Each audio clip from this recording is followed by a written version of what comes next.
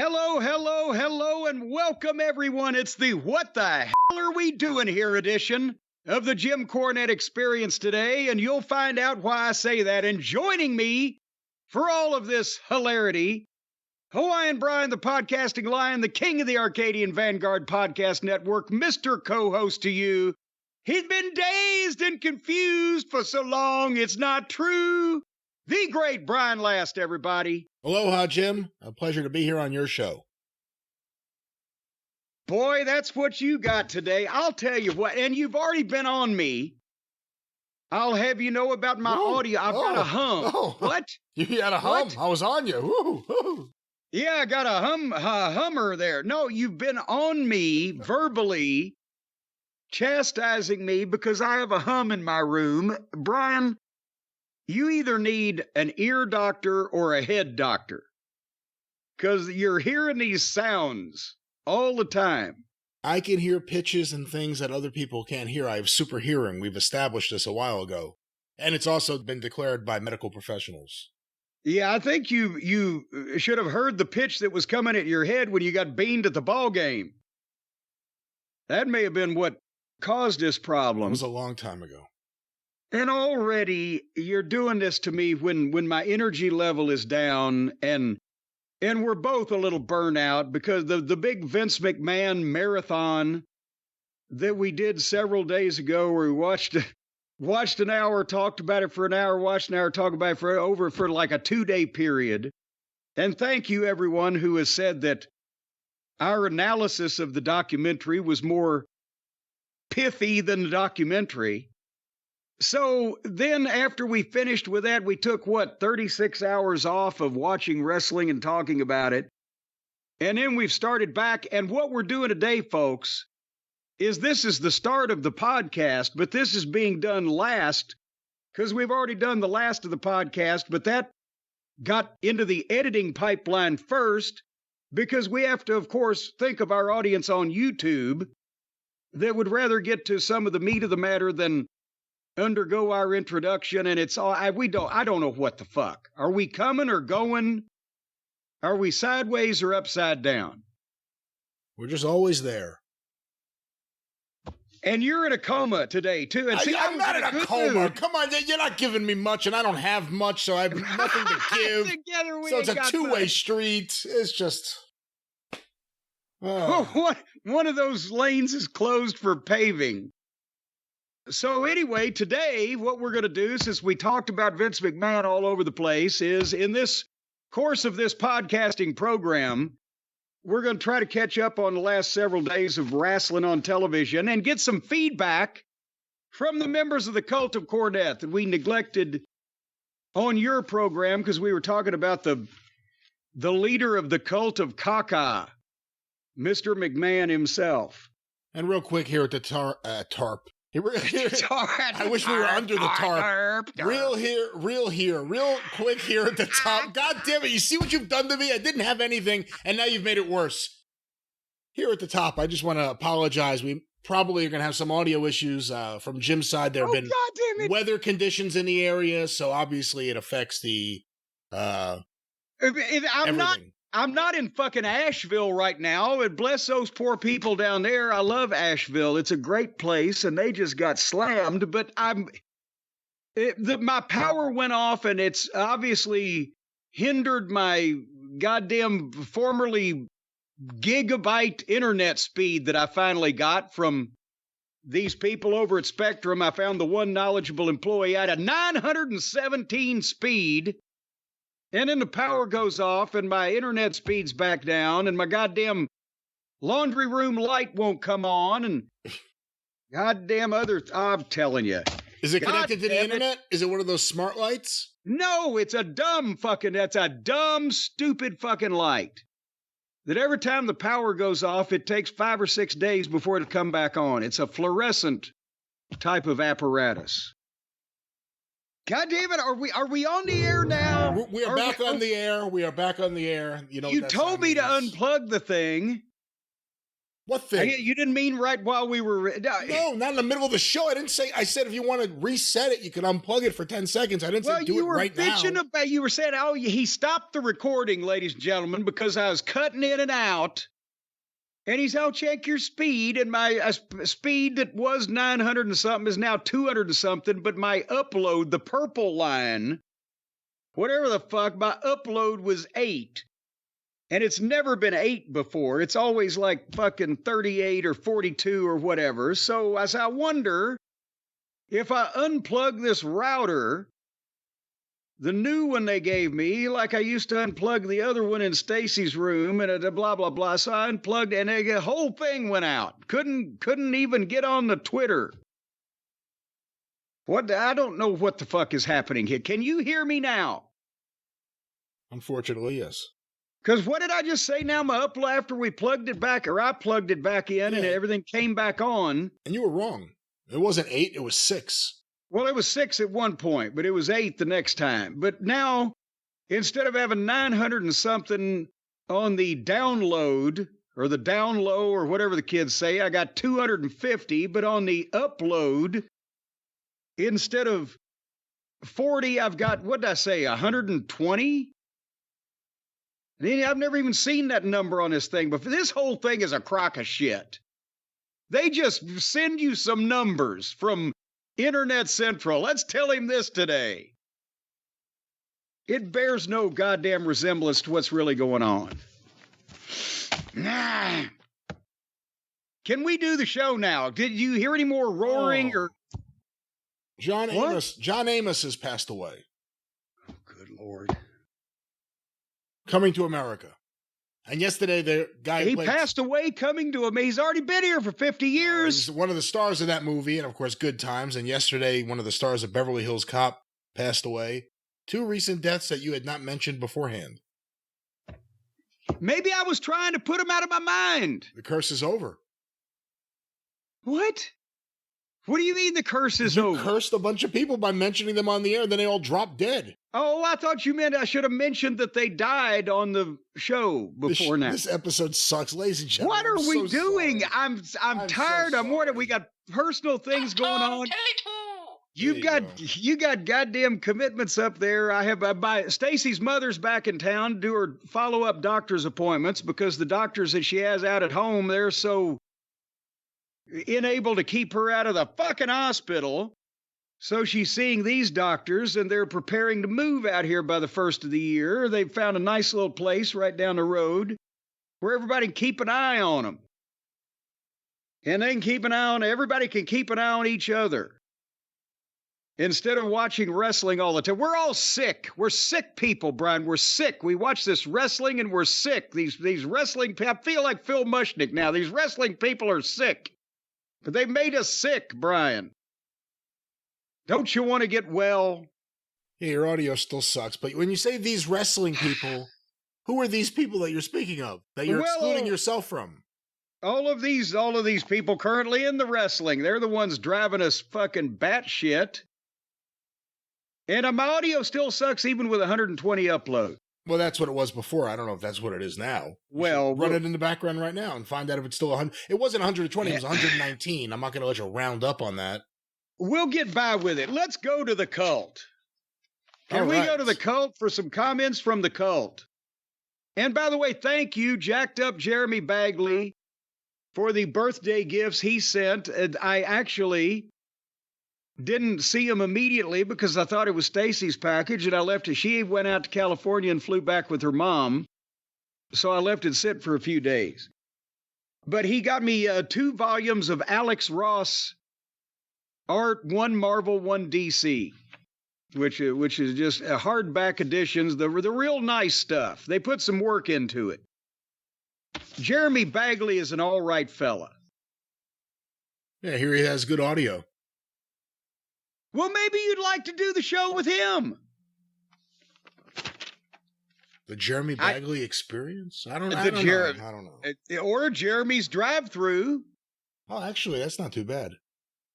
Maybe we got something there. All right, we have an email here is what we got. Can you hear that?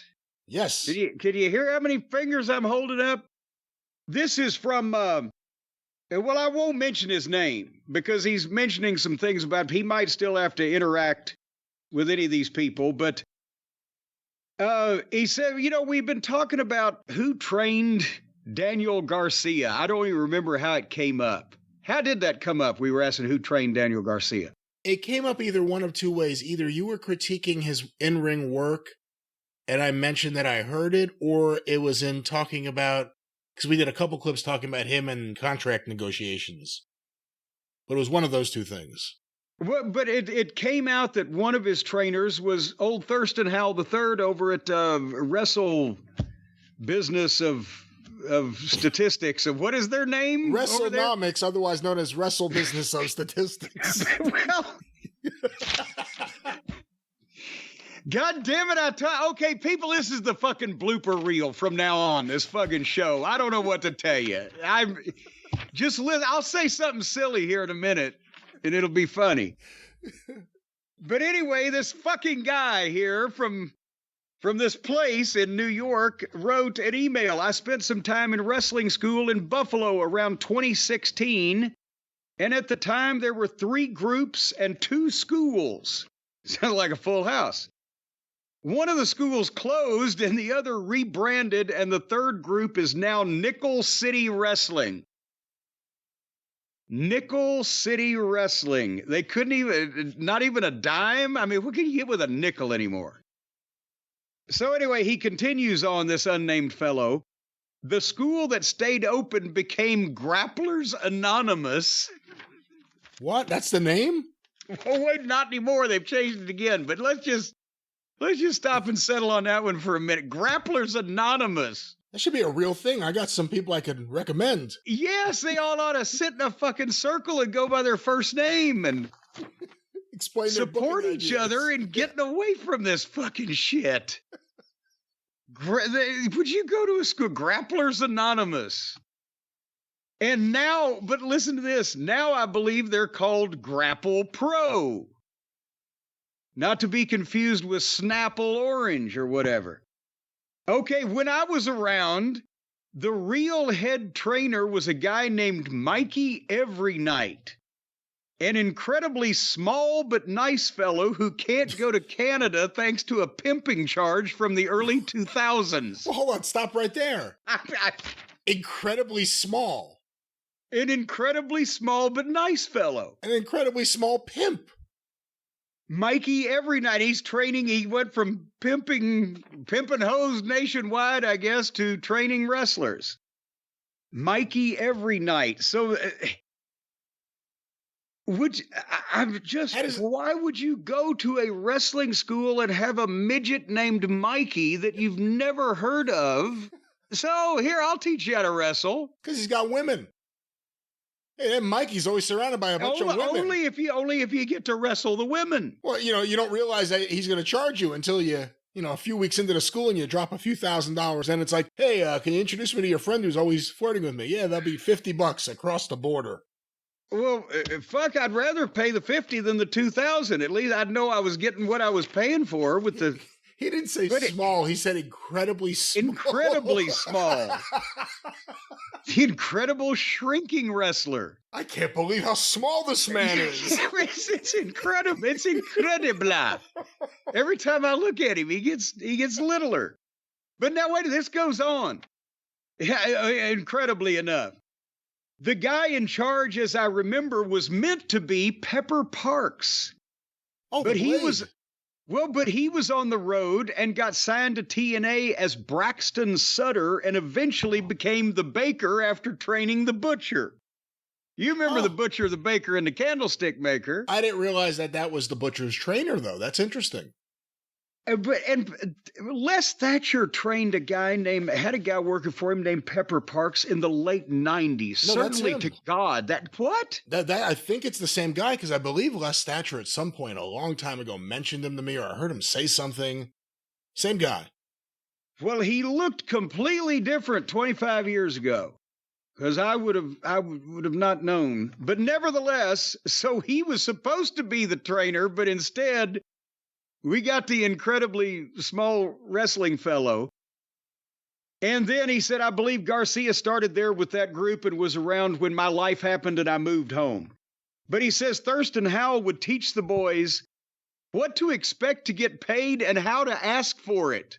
That's a course at wrestling school? Apparently now. As well as some technical and chain wrestling. The technical and chain wrestling that Garcia does when he tries, but he's too small for it to look too good for it to look good on TV. Boy, these Wrestlers Anonymous meetings sound like a real party. Here's how you get paid. Here's how you ask for it. Let me teach you some chain wrestling. Is there a special way you're supposed to ask? Wait a minute. Do you go in, walk up 2 steps to the left, drop to one knee, hold out your left hand supported by your right arm at the forearm and say, please, sir, may I have my pay? It has been a pleasure working for you. I expect my pay now. In 3, yes. 2, please put payment here now. All righty. With all due respect, what is Brandon Thurston's... Is it just someone like working the indies up in upstate New York that he would be suggesting to? I don't know. Why is that a course at a wrestling school? I didn't know I don't know what's going on over there. I really don't. Grapplers Anonymous, not Wrestlers Anonymous. Grapplers Anonymous. Grapplers Anonymous. Well, they could be wrestling, or they could be grappling, or just shoving, pushing, and shoving a little bit. You need to. You need to have somebody help support you through that. Grapplers Anonymous, which was then rebranded as AEW Dynamite. All right, funny you mentioned that, and you have no foreknowledge, young Brian, of the topic of the next email, but you have led to it beautiful. Why don't you do segues like that when we do these goddamn commercial spots? You leave me hanging till the last second on what the fuck where we're going, and this was perfect. That's not true. I do them great. They're perfect when I do them. Well, yes, it was a perfect phone call. A guy I'm going to call Sam, because he says I'm Sam, but I'm not going to even say where he's from, because I don't want to narrow it down too much. Although I guess there's a lot of Sams, and it's the biggest city in the state. I don't want to get this guy in trouble, but... What the hell's going on? What did this guy say? Well, he is who he says I don't know. He is Sam? He is indeed Sam, you're confirming? He is Sam, I am. No, I'm confirming. God damn you. He is who he says he is. All you said was he's Sam. I don't know what... I want my green eggs and ham, said Sam I am. His name is Sam. He's from a major city, and he works for a professional sports franchise. All right, we've established this. I don't want to get any heat on him just in case. You never know how these fucking... Could be like Costanza and the fucking Yankees. Now, this could be anything from a baseball team to like an arena football team, right? He said a professional sports franchise. We're not playing what's my line with this guy. We don't want to get him fired, potentially. See, that would be fun, though. We need people to play what's my line with us on the air. But not to get fired. But wait, there has to be some kind of consequence. There's got to be some truth or consequences. That's then. Right. Bring That's back right. That's right. Everybody says Price is Right with Bob Barker. Fuck that. Truth or consequences was goddamn. Anyway, his name is Sam, and he works for a professional sports franchise. And he says, I have also been a member of the cult since 2018. Tony Khan works in professional sports too, so I thought you'd like to know how we view him in his role with the Jacksonville Jaguars. I know you guys don't follow pro football closely, so the main thing you need to know about the Jaguars is that they're a joke. They have an overall record of 60 and 138 under the Khan administration and are currently the worst team in the NFL to start the 2024 season. And I mean, I don't know that much about football, but I would assume that a record of 60 and 138 is not by any means one of the upper echelons of teams, correct? No, they're 0-4 so far this year, and we've talked about since AEW, you pay attention a little bit to the other sporting enterprises of the Khan family. We've talked about the fact that Jaguars, not a good reputation. They lose games.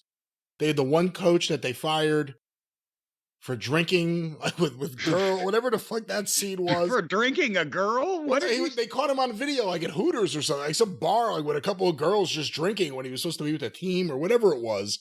One of many issues. The guy who stole millions of dollars right under their nose. Well, hold on here. We're going to get to him in a second because Sam continues. The Jaguars fans routinely show up to games dressed as clowns or with paper sacks covering their faces.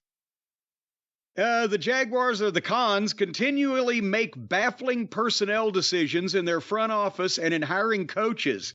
Perhaps worst of all, they continually ruin the free agent market for the other 31 NFL franchises by routinely overpaying to a ludicrous amount players who should in no way command the most lucrative salaries in the league. Parenthetically, sounds familiar, yes? They do it in football too. And he says, almost all of this is due to Tony Khan, who runs their analytics and scouting departments by virtue of being appointed to that role by his father. Tony also let someone under his supervision embezzle incredible amounts of money from the team. I don't think I could explain how every other executive in the NFL was either befuddled or slightly embarrassed seeing him in a movie prop neck brace trying to kayfabe an attack by the Buckaroos, Jungle Jack, and Okada during the NFL draft. None of them think AEW is anything more than a vanity project for a know-it-all goof who picks fights with former players on Twitter when they tell everyone what a joke his football organization is compared to other teams. He's doing this on Twitter in the football world too? I didn't know that. I remember in the past there were some things with him and football players going back and forth, but that was a few years ago. I don't know what he's actively doing, no. Well, now, okay, maybe this was former behavior. Maybe he did that before he got the wrestling company. If we got football fans in the audience, and if somebody is familiar with the NFL Twitter, what they say that time that they were on right before a fucking NBA game, and they said, oh, NBA Twitter has discovered that Chris Jericho is still wrestling and it's not complimentary. Well, if there's NFL Twitter and you people are on it, let us know what the fuck Tony is doing comparable to his behavior in the wrestling space, as the kids say. But anyway, Sam goes, oh, go ahead. No, I thought that was the end. If you have more, keep going. No, Sam is going on. Yeah, so I'm trying to find my spot. It's a giant one paragraph. Here we go. The NFL does give wrestling a lot of credibility, but they want to exclusively work with WWE because they have the actual stars. Nobody bats an eye when Tony Khan has his wrestlers at Jags games. And then he also tells the story of the guy. Remember, Trevor Lawrence is the player that got hurt on the Jaguars, and they couldn't find him a cart to carry him back to the locker room. On TV, they had two trainers help him hobble back to the locker room, and they just signed this guy to a contract extension worth $50 million a year, is what Sam is saying, but they couldn't find a fucking cart. So when they limped him off the field, it further exacerbated the knee injury. So anyway, but that is, he closes with pro football and pro wrestling to Tony Khan seems just like a hobby. He's not even in the same business as people who are trying to win championships and make money. And they're, is from another world. The netherworld of real pro sports is, what the fuck are they doing? Well, I've said it before. The Khan fortune is from Shad Khan's patents. It's not from starting a business and building a business just based on business expertise. It was from having an asset like a patent. Well, I mean, certainly an asset that every single car was going to need. So you were going to make lots of money. They put that money into various hobbies. And not everyone has the organizational skills or the people to put an organization together to run a major sporting franchise. It's a tough thing. And we've seen, at this point, many sons of billionaires strike out on a very public stage because they think they know everything, and it's clear that they don't. If Tony Khan manages the Jaguars, just the analytics and the drafting, anywhere close to how he manages the wrestling side, that's pretty scary. If you're a fan of the Jacksonville Jaguars, how do you have any confidence in your team? I know what that's like. We had Jeff Wilpon, the Tony Khan of baseball. It was rough. But how do you have any faith if you know anything about wrestling and you're a Jaguars fan? You know what's up. What is his week like? Think, how can he be on top of anything if he's at the NFL draft and he apparently they're saying that he's, giving out the salaries, so he's doing these contracts in football and he's running the wrestling company, he's booking this thing and he's goddamn doing angles and he's, tweeting. And I know he's a thin fellow, but he's got to eat once in a while. Sleep, I guess, is out of the question. Maybe that's why his decision-making capabilities may be suffering. But what and I bet he's on the board of directors of some kind of charitable organization, too, and with his spare time. The NFL draft's like the biggest thing every year for an NFL team. You're building for the future. They've got their most serious people there. They spend a lot of time planning it. Tony Khan's there in a neck brace with his dad, who's the owner of the team, just giggling and smiling. His dad, who was overseeing this franchise falling into the toilet with Tony Khan. If he's in charge of the drafting and finding new players, and he's spending as much time as we already know he is spending on AEW, that may be the answer as to what's wrong with the Jacksonville Jaguars, or one of the reasons that there are so many problems, because Tony Khan thinks he knows it all, and he keeps adding more and more stuff to his plate. Well, do we know, is this public knowledge? Because you talked about the patents. Is he getting, he meaning Shad, too many pronouns, pal, but the senior Khan, does he get like a percentage every time they make a fucking car bumper? Or did he sell this shit outright? Or is he still like making billions of dollars on an ongoing basis that he just don't give a fuck ever? Yeah, I think that's pretty much it. Let me see. Hey, can you send me an instruction manual on how to make a fucking car bumper? And then fuck all of you. You'll never see my fat ass again. He received a $50,000 loan from the Small Business Administration, and $16,000 of his own savings were used to start his own company, Bumper Works, in 1978. In 1980, he bought his former employer, Flex and Gate, and then he... Wait a minute, hold on now. So he in 2 years, he starts his own company, and in 2 years, he buys his former employer? He bought them out, and the company... Son of a bitch. Maybe he's smart, except when he's got the blind spot for the progeny. But go ahead, I'm sorry. Well, he's smart when it comes to making something that other people are going to need. The company grew under Khan so that it supplied bumpers for the big three automakers. In 1984, he began supplying a small number of bumpers for Toyota pickups. By 1987, it was the sole supplier for Toyota pickups. And by 1989, it was the sole supplier for the entire Toyota line in the United States. Adopting the Toyota way increased company efficiency and ability to change its manufacturing process within a few minutes.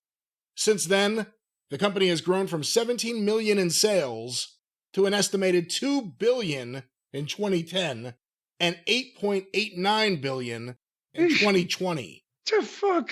So in 2020, they had $8.89 billion in sales. And it's his company.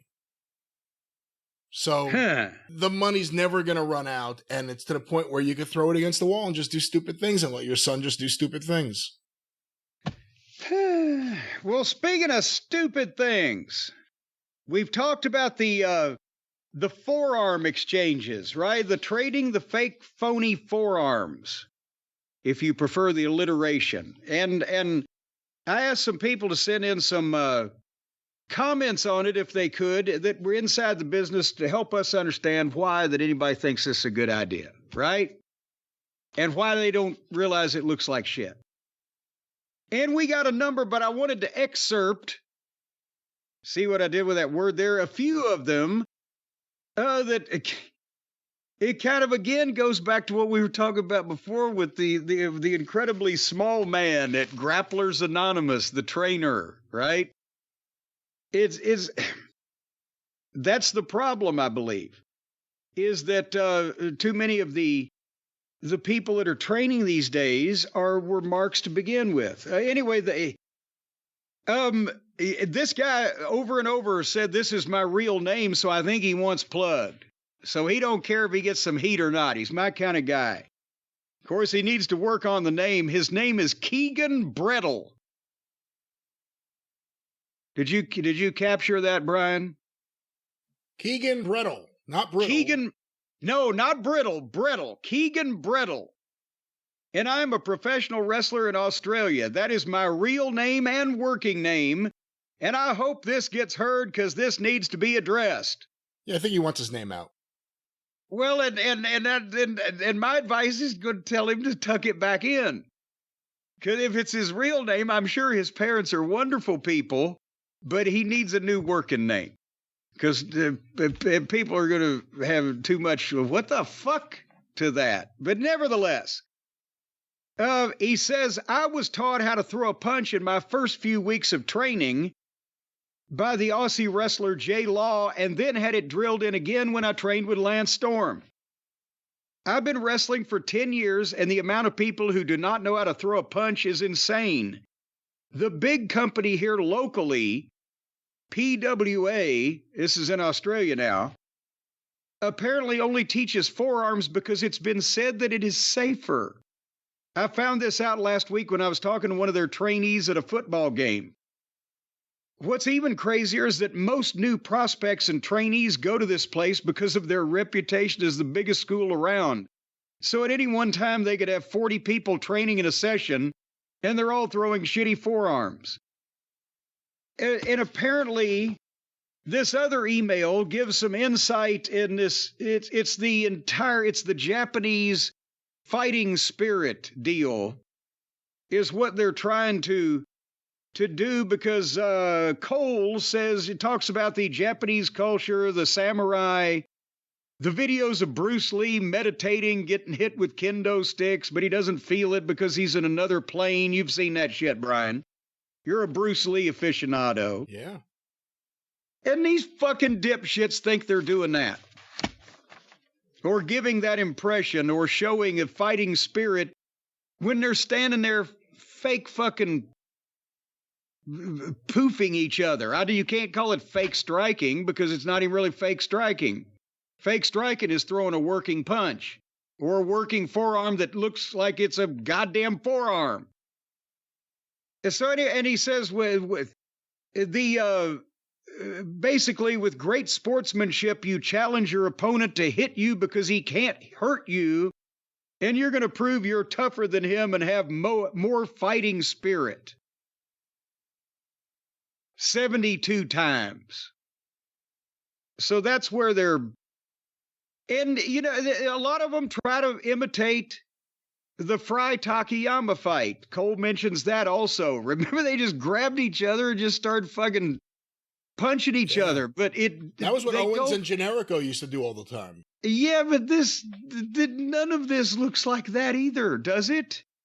Am I just an old man with foggy memories sitting by a fireplace, or did it look like Fry and Takayama were just punching each other as hard as they could? It looked like that, because the guys doing the forearms look like they're cooperating with each other, not hurting each other, and it's just like a weird dance.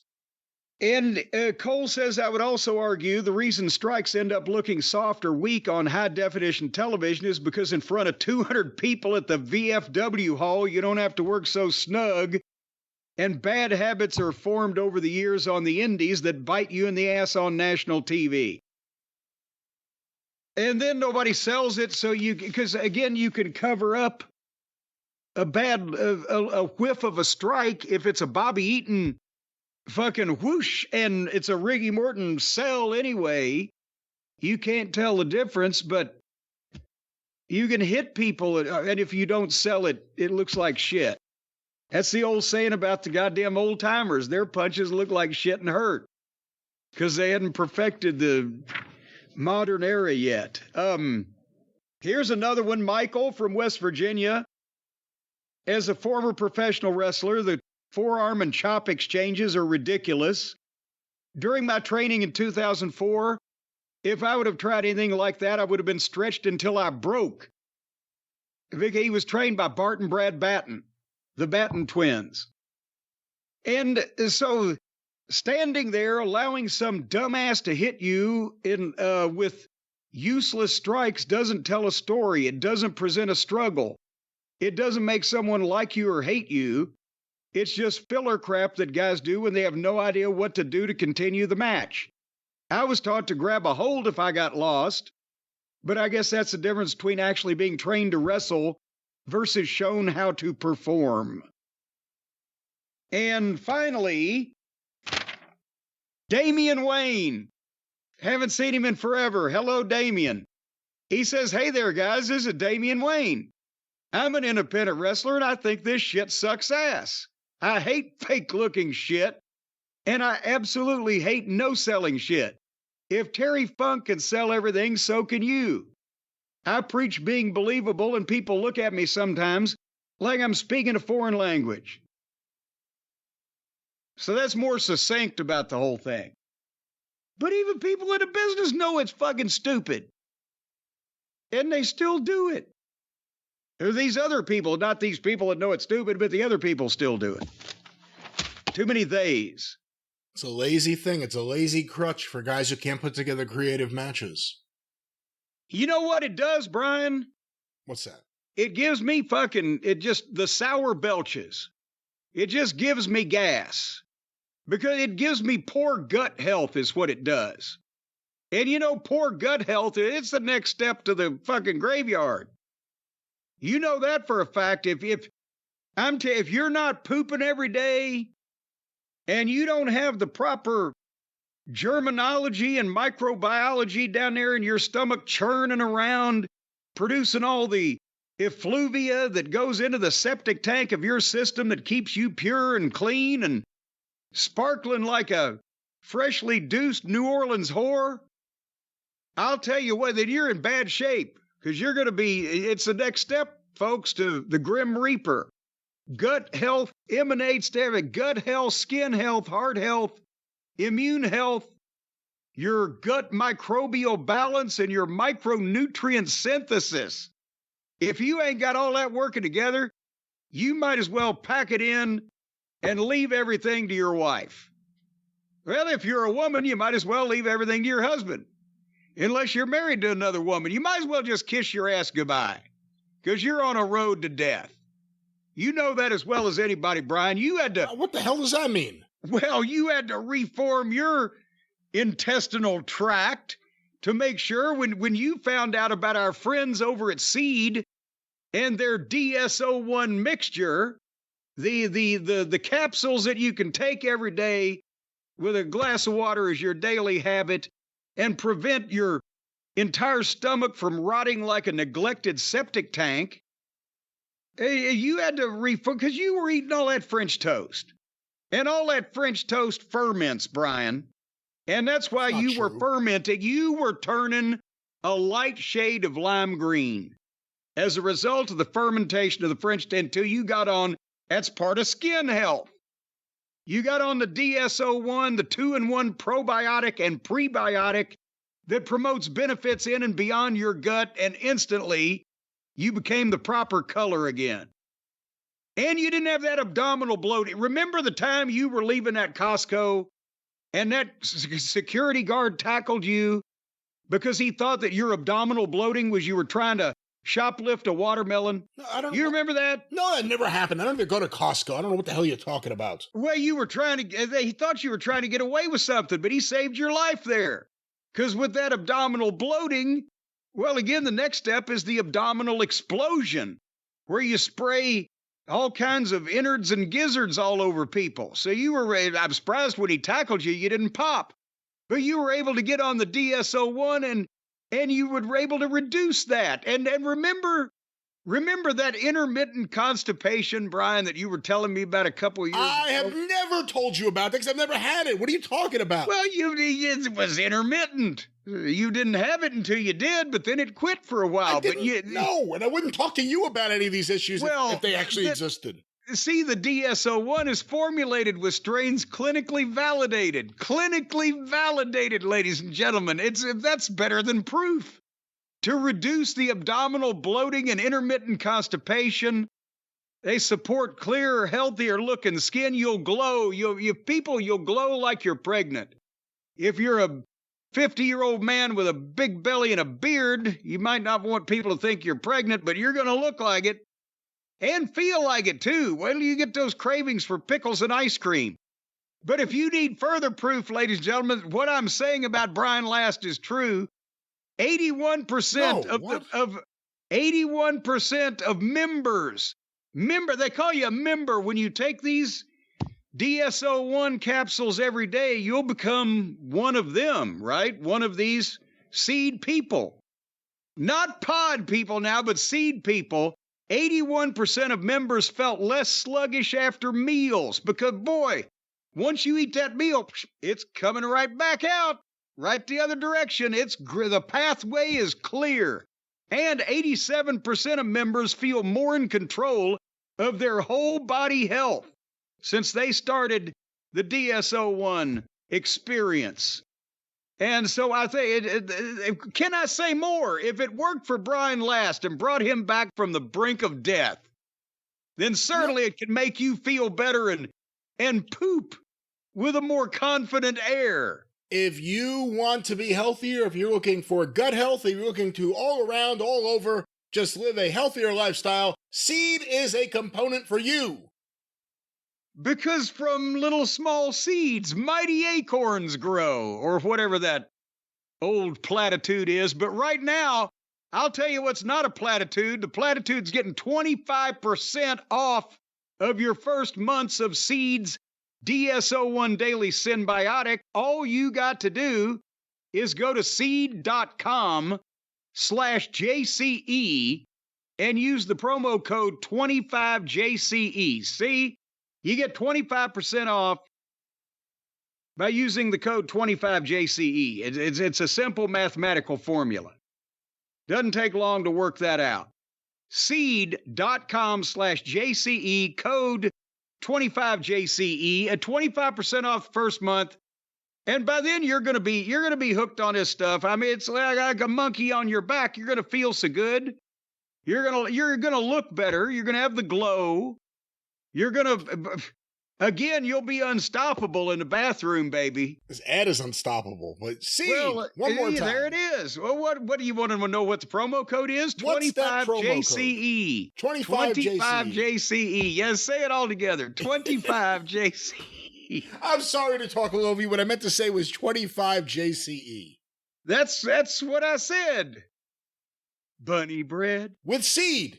Yes, with seed. Do you remember that commercial, or is that a Southern thing? That's what I said, bunny bread. That's a Southern thing, maybe. Well, you got bunny bread up there, don't you? I never even heard of that until What kind of fucking heathens are you? You can't go to the store in New Jersey in the year 2024 and get a simple loaf of bunny bread. Maybe you can. I've just never purchased it and never paid attention to it or seen it. Is there a picture of a bunny rabbit on it? Yes. That's what I want on my bread. A picture of a fucking rodent hopping around. A rabbit is not a rodent. A rabbit is a mammal. A friend of the rodents. A cute, furry, rodent-like hopping with a pink nose, big teeth to give you rabies. They eat carrots and give you love. And I'll tell you what else can give you some Jump love. in front of your car. Come on. So they do. They don't have any respect for the driver. Well, you should be on the lookout because they're colorblind. So they can't see the lights of the stoplight. See? The lights of the stoplight. You didn't think about that, did you? Well, I mean, I guess not. Yeah. I didn't think well, if it's at night. You're right. I did not think about that in any way. Well, see, if you can't just goddamn keep part of your mind on the rabbit's rights in this day and age, then what kind of racist son of a bitch are you? Rabbit's rights? Rabbit's rights. I was going to talk about real quickly, and we'll get on with this program. Seed. Well, we talked about Seed a while back. Now we're going to talk about me and JimCornette.com and the holiday sale at Cornette's Collectibles. And I will because when does this show come out? Are we going to release this thing? Well, I don't know. Is this actually going to the public? When will this show be finished? I have no idea. Well, we don't know. We don't know. So nevertheless, then in that case, October 5th at noon Eastern, Saturday, that's when the sale started. If you don't hear this till after that. And we encourage you to go because it's a holiday sale. It's going to Christmas. And boy, howdy, the brand new and final Jim Cornette action figure variant is on sale now. You can see pictures at JimCornette.com. It's customizable any color you like because for you customizers out there, the man in white. And it also comes at half price when you buy any of the tag team action figure sets. All the information at JimCornette.com, along with the thank you, fuck you, bye t-shirts being back on sale for the holidays and our other fine merchandise. And Hotchkiss Featherbottom is standing by waiting to hear from you. JimCornette.com. All right. Seed. Yes. So speaking of Seed again, see, I'm going to transition this somehow. You know what? When you plant something and it starts growing and it gets bigger and it gets older, and then it gets so old sometimes it can't fulfill its fucking purpose anymore. See, that's the case. There's a cycle of life to the plants and to the animals and etc., right? So I've successfully segued into asking you, if you have the information that I've been told has become available of a comparison of the average age of the AEW and WWE wrestlers on their roster to see who's the youth revolution and who's the old timers in this business these days. Well, we do have something here. This was something posted this past week by WrestleNomics. They're on Patreon. The median age wrestler for TV and pay-per-view events for both AEW and WWE. Since 2000, according to, they pulled the data from Cage Match. And is Cage Match an unimpeachable source like Facebook and Wikipedia? I think for data that isn't data that isn't opinion driven, that is not, it's not driven by opinion. It may be a fine source. Did that answer your question? Yes, it's fine. It's fine. What was your other question? Well, how do you want me to explain this to you? So this comparison is over time. Where did they start out 5 years ago or whatever it was? What was the average age of the AEW wrestler and what was the average age of the WWE wrestler? Okay, now this is AEW in 2019. And this counts pay-per-views, Dynamites, and later Collision and Rampage. In 2019, the average age was 31.7 years. And where was WWE at in that period of time? And that period of time, WWE was 33.8 years, and NXT, for the record, was 30.4 years. So, at that time, and I would have thought that AEW would have even skewed a little bit younger because of all the not ready for primetime players they started signing there. But then, of course, Jericho's on the roster, so that's got to lift the whole fucking thing up, 10 percentage years? Him being AARP and all. But okay, so 31 to 33 2 years to the younger for AEW in 2019. In 2020, AEW's average wrestler age was 32.2 years, with WWE at 35.3 years, and NXT at 31.7. Well, see, now the only thing that makes sense is NXT. Because in 1 year, the average age in AEW only went up a half a year, but the average age in the WWE went up fucking 2 years. So that must mean that working for the WWE in the last couple of years of the Vince McMahon administration aged you more quickly than normal. Well, we go to 2021. I guess we should say 2020 was during the pandemic. But 2021, AEW, the average age of the wrestler was 34.6, which is a pretty big jump on here. WWE's average age was 35.8, NXT 31.2. So now WWE only increased a half a year. NXT went down, and AEW jumped 2.4 years. So now we're almost the WWE, and I know NXT, but for intents and purposes, for what I'm going for, we're about to meet in the middle. The WWE and AEW, they're about to meet in the middle here if we keep going at this pace. All right, well, the pace brings us to 2022. AEW's average wrestler age was 33 years old. WWE's 1 years, 35 years and 1 month. NXT, 28.5. Oh! And remember, I got to remember the timeline, but a lot of NXT's top guys left. Adam Cole, Keith Lee, various people who were on top there all of a sudden ended up on AEW TV. Well, and that's why the age may be increasing over in AEW, but now they've stopped that. They backed up 1.6 years, while WWE backed up 7. Would this be months? 7/10 of a year. I don't know what the fuck. The point is, WWE backed up, but NXT dropped almost 3 years. We now go to 2023.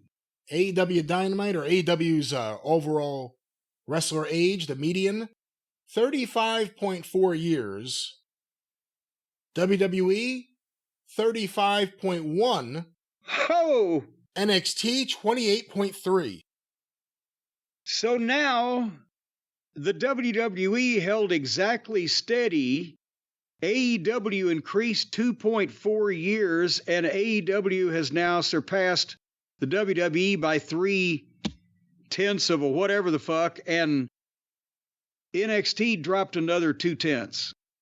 And finally, 2024, the year we are currently in, so this is not complete. AEW's average age, 35.7. WWE, 34.7. NXT, 28.4. NXT is, for 3 years, been between 28.3 and 28.5, and now AEW has surpassed WWE by 1 year exactly, 35.7 to 34.7. It's crazy when you look at WWE at the end of the Attitude Era, and just as the roster aged. 2000, average age 29.7. 2001, 29.7. 2002, 30.4. 2003, 31.5. So, it was literally that crew from the late 90s getting older. But here's something that, again... And look at how young they were on average. Remember when I think it was the first year that AEW started up. When, again, the AEW fans, and there were more of them then, and more of them were on me before they found out that many of the things that we said were going to come true. But they were, you would only push old guys. And we went back and showed that when I was booking Smoky Mountain Wrestling, that the people that I booked in my main event spots were actually younger than Kenny Omega and the Young Bucks and one or two other of their, top guys at that particular point in time. And that pretty much if you looked at my whole roster at the time, if you took Bob Armstrong out of the equation, because he was in his 50s at that point, that across the board, it was as young or younger than AEW.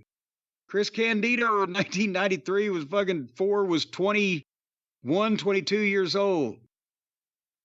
And so there's just these people that couldn't understand. Of course I booked these guys 30 years ago. You fucking morons, when they were 30 years younger. But they couldn't compute with them, but you get the fucking point. Well, the other thing was people looked older.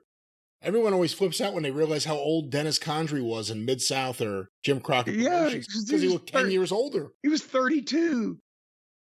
Dennis Condrey was younger when in Crockett Promotions in 1986. Dennis Condrey was younger now than the average age of the AEW wrestler. But they looked like they were full-grown adult fucking men. Which therein lies another one of the problems. But that's the point of the matter, is that AEW was the supposedly the youth movement here, but basically he's either signed the guys and kept them all this time, and they've aged 5 years, which is about what his fucking average is. And that's true. I mean, how many does he get rid of? Or when he does sign guys, it's been of late, or talent, I should say, guys and girls, people that have come from or already had a run in the WWE. And so they're going to be several years older. And meanwhile, the WWE is, not only trying to make and find new stars, but I would think that if you took Orton and a couple people out of this equation, the roster, the average would be younger than that. But obviously nobody's advocating taking Orton off the roster. But I'm just saying a few of those guys can still go skew that even further. They've made new stars. We also don't know if this is men and women, right? Well, you just read it to me. Wrestlers. I'm trying not to be sexist, but I don't give a fuck particularly if the women are included anyway, because it matters not in the overall point. But I'm trying not to be misogynistic. All right, well, I mean, it's interesting. Well, it's interesting just because, the Nigel Danielson match kind of makes me think of it. For the fans of Ring of Honor who attended the shows or bought the DVDs at that point, that match was a big deal. But these guys and those fans are aging out. And like you said, WWE's already working on and creating the next generation. AEW gets their cast-offs. It doesn't know what to do with them. And then when they get young people, they either choose the wrong people to get behind, or they don't know what to do and how to bring someone. They can't make someone a star, and the people who look like they have star potential can get pushed in AEW, but like a Jade Cargill, once they get to WWE, it's like, holy shit, like this is a completely different thing. What I was doing there wasn't serious. Well, but also, and I understand the point you're making, and I agree with it, but here's another problem. Let me add this on, because I remember a memo that Bill Watts sent out to all the guys in Mid-South that he had dictated to Jim Ross because it was JR's handwriting, and he just Xeroxed it as JR took it down. Gentlemen, I know all of you are superstars, and he would put in quotation marks, all of you are superstars, quotation marks, and all, quotation marks, of our fans know everything, in quotation marks, about you and your gimmick. But for the sake of it, Let's explain it every time we need to. Every time you have a gimmick match, explain the rules in your interview. Talk about the rules. Well, how is this match won or lost? If it's a street fight, dress in street fight clothes. If it's tape fist match, tape your fucking fist up. Make it obvious for people to understand our program and what we are trying to sell them. That's paraphrasing all of that, but a lot of it's a quote. And it's the same thing Gary Hart used to say, repetition is the key when dealing with goofs. He was talking about trying to get little John Harris to remember the finish at Texas Stadium. But repetition is the key when you are selling something to the public, because in case we all haven't noticed, a lot of the fucking public ain't very fucking swift. And so you can't assume that everybody, when you're on national television, knows everything that happened in Ring of Honor in the Manhattan Center 20 years ago, or in Japan at the Yokohama Arena 15 years ago. Because they don't, not on national TV. If this was tape trading, if this was the segment of diehard fans that was watching Ring of Honor on HDNet when Cuban still owned it, or was trading for the Japanese tapes before New Japan World, or going to Ring of Honor at the Chicago Ridge Fieldhouse, or the big indie shows in New York, that would draw 1,200 people. They don't remember that shit on national television because most of them didn't fucking know it happened and never heard any of those people. And when you do angles based on the fond remembrance that Tony Khan and all of the other people who were doing the things I just mentioned, trading for these tapes and DVDs and fucking on the Ring of Honor mailing list in 2006 and whatever the fuck, it's great to book like this, but not for national TV. And there's what is it the kids say? There's levels to this. When I was on the creative team in the WWF, I had philosophies I would pitch. I had concepts I would pitch, or help with stipulations or a finish or whatever, but I'm not suggesting that if I'd had sole control, I would have booked it like Smoky Mountain Wrestling. Because that wouldn't have worked for all the reasons we've talked about, that it's the same year ECW wouldn't have worked in Tennessee and they would have hooted at Smoky Mountain Wrestling in Philadelphia. And Ohio Valley Wrestling had a very different booking philosophy than all of them, because it was an even smaller territory, but meant to be a local proving ground facility. You book at levels to what your goddamn venue or your audience is. Are you doing a spot show at goddamn Rec Center in Elizabethtown, Kentucky? Or are you doing a main event fucking extravaganza at the Louisville Gardens that seats 6,000 people 45 miles up the road? You don't put Steve Austin in goddamn Elizabethtown. It's booking to your venue and to your potential audience on television. And talent that can get over on a regional basis because of who they are, what their gimmick is, whatever, may not fly on national TV. Just the same way as a goddamn guy who might be on top in Dallas, Texas, might not translate to New York or Charlotte. But when you're broadcasting a national television show, you attempt to acknowledge the histories of the veteran wrestlers you have and pump up their background without going into excruciating goddamn minor detail about the Elks Lodge. but you tell them your stories and sell your talent the way you want it sold, not the way other people have done it. And you explain to your audience who everybody is and why they're mad at each other and what they'd like to get out of this thing. And then you go from there. And just because you liked it when you were a teenager doesn't mean you need to put it on national TV 20 years later with the same people. That's a people sound stuck in the past. I wanted to do in OVW 20 years ago, I wanted to do wrestling philosophically like it was done in the 80s with guys that were born in the 80s.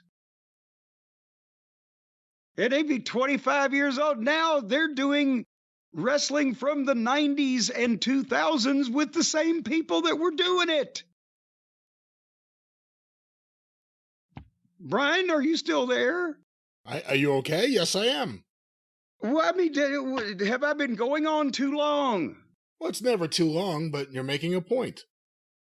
Did I get to it yet? I haven't been able to determine. That's the point I was trying to make, is that Tony is narrowcasting because he thinks that everybody knows. All the fans know, and they're in their bubble. Where they're the guys that didn't want to dress like they were in a street fight, or didn't want to tape their fist, or didn't want to explain the match or their gimmick because they're so over that everybody knows. Well, I got news for a lot of you. Everybody don't know. A lot of people didn't know that fucking Chris Jericho was still in the wrestling business. Remember when he was on AEW television? So if you're trying to get any more than you've already got, then you need to fucking not narrowcast to the people that already fucking know. And if you always do what you always did, then you always get what you always got. All right, that was SmackDown. Was it? Oh, no? No, we didn't even get there yet. Oh. Well, I guess now it might be time, Brian, that we head over to see what the folks down in Jacksonville are doing. Boy, do they still have a headquarters left? AEW and Tony and our friends over there. What is Jacksonville still around? What is the status of everything down there in Florida? Oh, you're talking about because of the hurricane? Yeah, no, I figured Jacksonville just packed up and fucking moved. I thought you meant because of the disaster that is this season for the Jaguars. No, I'm not even talking. We'll talk more about that, or we may have talked about that. We don't even know. I'm saying, is everyone safe in Jacksonville? Was Jacksonville one of the harmed cities? It seems like it's over in that, up in that area, Tallahassee, Jacksonville, depending on which way it went through. Did it do a 7-10 split? I'm not sure, but of course we send our best to the listeners, especially in North Carolina. I was just seeing that on the news as we are recording, but the best to everyone, and hopefully everyone in Jacksonville is safe. I sat from the booking and the weather. Well, yeah, from the booking and the weather. I sat through Hurricane Hugo when I lived in Charlotte, North Carolina. Did I ever tell you that? I'm not sure. Hurricane. The hurricane. Ooh, the hurricane sounds frightening. It was coming through. The Hurricane Hugo for short, came to. I had 3 days off. It was 1988, September, my birthday, right? And it just so happened that I didn't even ask for it, but I had 3 days off. And that was a time where we were never getting days off, right? And so I had I was going to sit and watch my TV wrestling tapes because we still had territories, and I was going to have my cake, and I was going to enjoy my own bed and my air conditioning and my puppies and my family and the whole 9 yards. And the goddamn, as soon, the first of the 3 days off, Hurricane Hugo came through, knocked the power out. My wife at the time and the dogs are in the bathtub with a blanket over them, taking shelter, and I am sitting cross-legged in my fucking bed in the bedroom, in the dark with a candle lit, eating my fucking cake with a fork, looking out the window at shit bending sideways and fucking witches on bicycles blowing by. Good God damn it. It's my fucking time off. God damn it. And I'm eating a fucking can. Guess when the power came back on? When? 1 hour after I had left 3 days later for the airport to go back on the road. Kind of sounds like that now. What's going on in the background now? What? I don't hear anything, Brian. What are you talking about? It's quiet as a church over here. I hope you can get Toto inside and, get some cover. I'm not being buzzed by Air Force bombardiers. The friendly lawn gentlemen, the grass cutting people are here doing their thing. It just rained 4 inches here, for Christ's sake. So we got a lot of grass. It's getting tall out there. It's a jungle out there. The grass cutting people? The grass cutting gentlemen. Fine, upstanding grass reapers. Anyway, speaking of reaping... A noisy gang of guys, if I say so myself. They're raucous. But everybody always say, we can't hear these noises, Brian. Randy Orton's got voices, you got noises. And AEW has neither Randy Orton nor noises over there. It's silent as a church over there as well. Are we talking about this television program? AEW Dynamite. This was the annual Grand Slam extravaganza from Arthur Ashe Stadium in Queens, New York. They've been going there. This is the third one, I believe. Yeah, they've gone from Grand Slam to stunted bunt. What do they call it when a bunt doesn't work? A busted bunt? You're the baseball guy. No, they don't really, I don't think there's really a term for it, actually. Now that term for it, just cut the guy from the fucking team? Well, no, you don't do that. If the guy botches a bunt, you don't. Well, a botched bunt. There's the term. Well, if he doesn't get the bunt down, usually that's what you hear. If he doesn't get the bunt down. If he can't even hit the ball, just a little dribble halfway to the fucking pitcher, why do they want that guy on the team? We're not asking for a home run here. Just knock it 25 feet. Well, again, it's not as easy as you say, but again, you want to keep the ball down. You don't want it to go up. You want it to go down. If it goes up, they may catch it. Well, not if it's only going 15, 20 feet. I'd just whack it straight up and let it fall straight in front of the pitcher and let him just be dumbfounded. So you wouldn't be bunting. You'd actually be swinging it like a little child. Well, no, I might bunt it. It's not a bunt. Do you know what a bunt is? The bunt is where it doesn't go very far. That's what the bunt is. How do you hold the bat when you bunt? You gotta work with it. You're hitting it a working shot. What do you mean? Instead of trying to, what do you? I don't know what you mean. What do you mean What are you talking about? Instead of taking a big swing and trying to hit it as hard as you can and trying to knock it out of the park, there you work the swing, so you don't really put any power behind it, and it just goes poof. It just poof. Well, I mean, you kind of do like a half swing, but sometimes you want to kind of push the ball one way or the other. Which two motherfuckers in this conversation right now has actually struck another human being in the stomach with a baseball bat? Which one of us has struck a ball with a baseball bat? No, I asked first. I'm talking about baseball, not I'm talking about working baseball or whatever shots. you're talking I've hit about. people and I've never injured anyone with my working baseball shots, so I'd be a great bunter. So you call that a bunt, what you were doing? Well, I was bunting them. I wasn't home running them. Well, that would hurt somebody.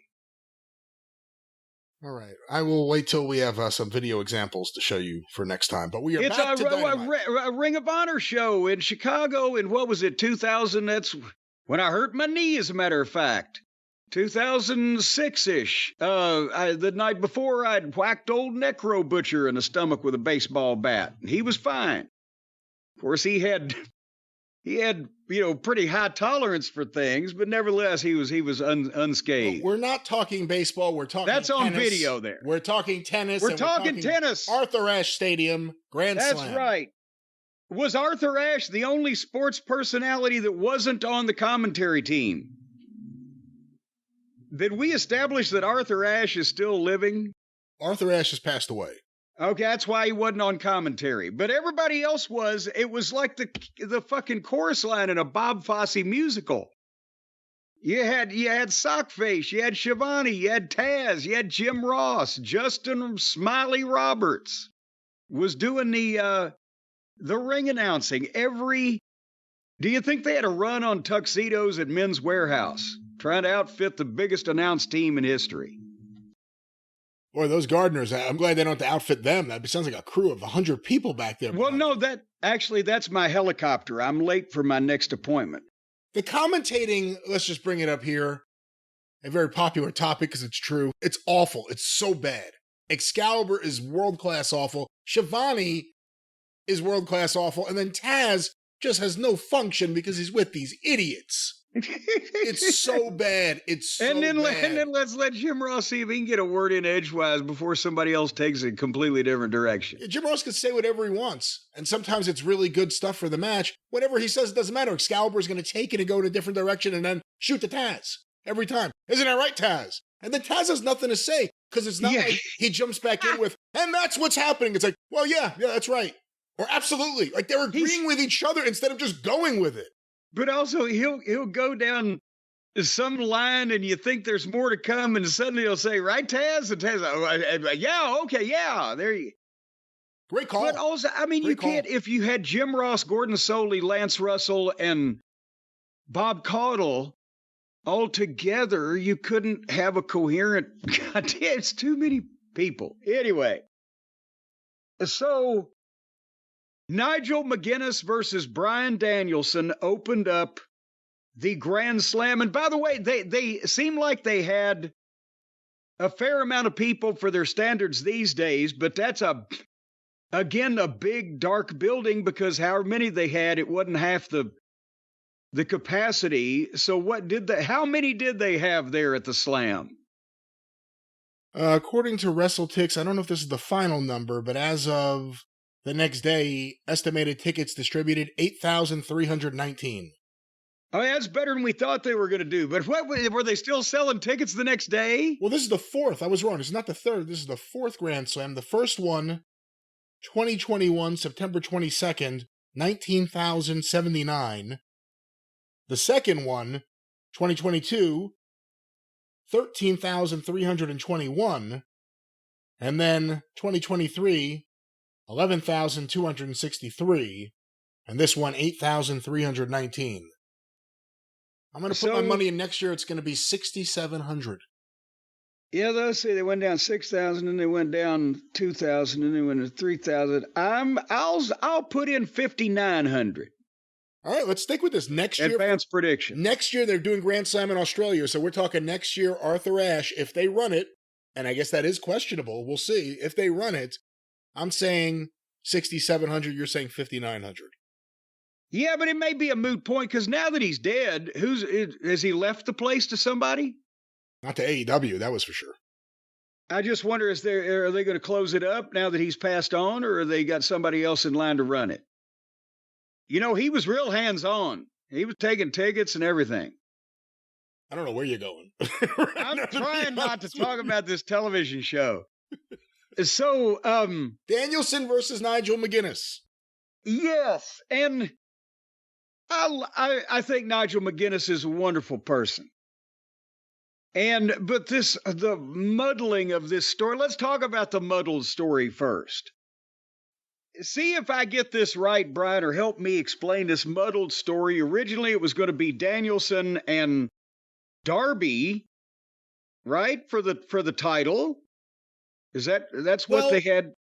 Darby, it had been established, won the right to a title match. Was it necessarily at Grand Slam? That's the only thing I'm not sure of. Okay, but then the point is Moxley, whether he's a heel or a babyface or in his mind the son of a sea cook or whatever the fuck is going on with him, came out and said on TV and said, after I put the plastic bag over Danielson's head, he ain't going to be able to wrestle at Grand Slam. You ain't going to be able to get your title match. How about you put the title match up against me? Which actually made no sense. Well, you're right. That still doesn't. So according to Moxley, it would have been Darby's match in that promo. So yeah, you're right. And then in that same television show that they had established that since Danielson wasn't able to wrestle Darby, he already had his world title match if he wanted it, that Nigel was challenging Danielson. But not for the title, just for a match. But then they started advertising it if Danielson shows up. If he's clear, well, if he shows up, why wouldn't he? You see where I'm going with all of this shit, right? So now, playing off of that premise that they have set, they came on the air with Nigel going to the ring, and all of the announcers, all 27 of them, nobody's heard from Danielson since All Out. No guarantee he'll be here. Nobody's seen him all day. I'm like, how the fuck could he be? If you're about to play this fucking guy's music on a national television program that's being broadcast live, wouldn't he have to be standing there in front of you? Help me. There's no help. It's been laid out badly, but the fans there will forgive it because they got the match they wanted, which was Danielson versus Nigel, and I guess the match they want, which is Moxley versus Danielson, although after that Moxley match, I don't know how anyone could ever want to watch more of him ever. But we'll get there. But back to this. So then they play Danielson's music and nobody comes out. And then Nigel gets the microphone and says Danielson is a coward and asks for a 10 count from the referee to be declared the winner of the match and for Danielson to be stripped of the title, even though it's not a title match, which the announcers actually even said. And then the referee gets to 6 on his 10 count. And then the final countdown starts playing. So there's another 200 grand. God damn it. Used to if Kerry Silken went to the casino when they were in Dayton or whatever, you know, there was a casino nearby and he lost a couple of $100, the Ring of Honor guys would go, oh shit, there goes Chicago. But it was to fuck. And they start playing this music, and Jim Ross jumps in and says, what a great ovation for the champ. Well, he hadn't come out yet. We still don't know if he's there. They just switched music. They were playing different kind of music. And then, I mean, this thing is snake bit, brother. And then when JR says that, Tony says, is he here? And then guess what? He walks out. And I'm like, what the fuck is this mess? So people. And this is for a match that doesn't matter. Well, and that's this big entrance too. That's where I was going with that. It matters to, it matters to Tony Khan because he watched the Ring of Honor tapes. And it matters to Brian and it matters to Nigel. And it matters to their friends. And it matters to the people that are still around, that are still watching wrestling, that watched the Ring of Honor matches in 2009. And all of those people put together that I just mentioned is a very small group. And the rest of the people know, again, even if they did a package for 1 week on TV that Nigel used to be a wrestler, and that was admirable that they did that. They're saying, here's a guy that hadn't had a match in 13 years, and he's an announcer. He's in there with the world champion of our company, and boy, it's going to be nip and tuck. Help me with that. It's so that Tony could give Brian and Nigel and that very small group of really allegedly smart fans a feel-good moment on one of his big national television programs in New York City in 20,000-seat building that's not half full. So, and it didn't look, I mean, again, they went a while. It was a competitive match. Danielson won as he should have, as anyone would have predicted he would have. But at times it was, and again, Nigel hasn't wrestled in a long time, and he probably shouldn't be working a stiff style, considering the layoff alone. Well, they weren't working a stiff style. Exactly. But they went the other way at times. And again, their last match in Ring of Honor in New York was my first match, back with Ring of Honor after TNA. That was 2009. And And they were great matches. I'm not saying they weren't. And Nigel's in great shape for, he's had health issues and been out of the ring. He looks great for whatever his age may be. But this was a really inside match. And, you know, it also, they wanted to kind of do a little bit of all the kind of stuff they used to do, but they went from World of Sport style wrestling to Nigel was trying to crush Danielson's arm with the steel stairs. So they went from World of Sport to World of Attempted Murder in the same match. And what they could have done with this is Tony could have said, tell you what, guys, the next time we do a Ring of Honor pay-per-view, then you should main event that. And Nigel, you call Danielson out. And Brian, you accept what, however, but that's the audience they were going for.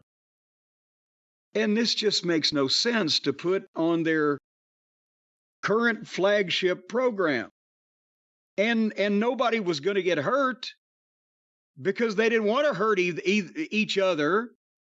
But part of the morbid attraction of their original matches was that somebody was always getting hurt because they were fucking beating the shit out of each other and they were physical matches. Those are really physical matches, and this wasn't that, and it shouldn't have been that, and it couldn't be that, and it was all right, but I mean, they popped for Nigel's clotheslines. And as a matter of fact, at one point, Nigel hit a clothesline and got a 2 count, and then hit another clothesline and got another 2 count, and the people were really up. And then they sat back down because the people were ready for the comeback and the finish, but the boys weren't ready to give it to them yet. And they did some more stuff, and then finally, Brian kind of got the label lock and not very tight. But then they were kind of jockeying out of it, and then he got back into it, not very tight. And then the network even fucked the finish up because the idea was as Nigel is about to tap out in the label lock, he's going to scream, "Thank you," which is a guy show respect to his old nemesis, right? The fucking guy with the audio button at TBS thought he said, "Fuck you," and bleep the "thank you." So the goddamn announcers had to say, "I think he said thank you." Because the audio muted it where it's like, it's distorted. When he said thank you, oh God. It turns out this whole time Moxley's been telling us to go thank ourselves. There you have it. So I guess now they're getting so gun shy about whatever these wild, crazy maniacs will say on this program that they're just bleeping anytime somebody yells something. But I hate to criticize these guys, but I got to criticize these guys. It just wasn't the venue, and it was too long, and it didn't help anybody but make them feel good in the end. Is that the end for Nigel? Is he going to be like a wrestler? Is this the end for Little Rico? I mean, he did the Battle Royal in Wembley, and now this. Is that the end? Is he actually still in the middle of a comeback, or was it all just so he could have the match with Danielson? No, from what it looks like to me now, I could be wrong. I have no inside knowledge, but it looks like to me everybody likes Nigel, and they should. Tony likes Nigel. You know what Tony does for his friends. So Nigel should get to wrestle in Wembley. And Nigel should get to have one more match with Brian. I don't know whether this is a long continued comeback tour or not. But in that case, he should have just gone ahead and beat Danielson, because what the fuck? And then Christian, and they've got to end it with comedy. Christian Cage's music plays, and he comes out with the contract that he can sign and get a world title match anytime, and they're going, oh my God, if he cashes in against Danielson, he's just gone 15 minutes or 20 minutes or whatever with this hard match. And Pip Sabian sneaks up behind Christian and steals his pin and runs off. So then Christian runs to chase him, and goes through the curtain and comes face to face with Pac and Claudio, and he gets scared and he runs the other way. And then we were 27 minutes into the program by the time that all of that was over with. Do you think we'll have a match for the pen? Pin on a pole. Is the pen necessary? Do you need that pen to sign that contract? Well, it's the only pen he had.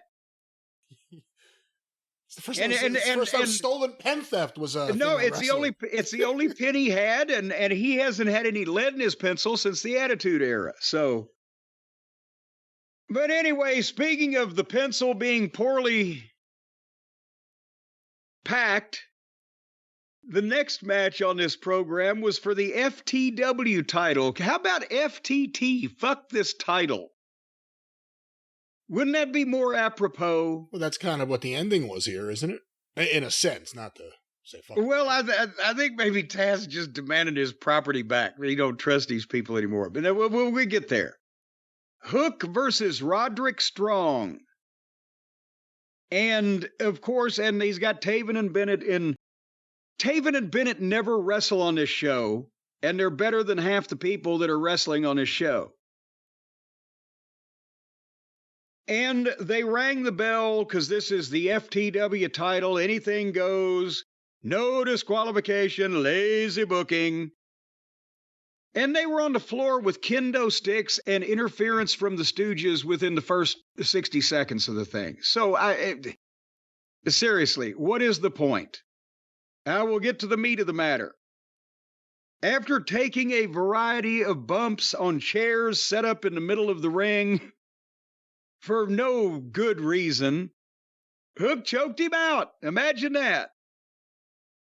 And then Roddy and Taven and Bennett are standing there, and Roddy offers his hand and shakes Hook's hand and hugs him and rolls out. And then Taven and Bennett shake Hook's hand and they leave. It was like they were moving to another town. What was that? Well, that's it. It was like a goodbye. Like, well, it's been great working with you, kid, but it's time for us to mosey on down the road. They were just hitting each other with fucking weapons and chairs and kendo sticks and whatever the fuck, and try to drop each other on their necks.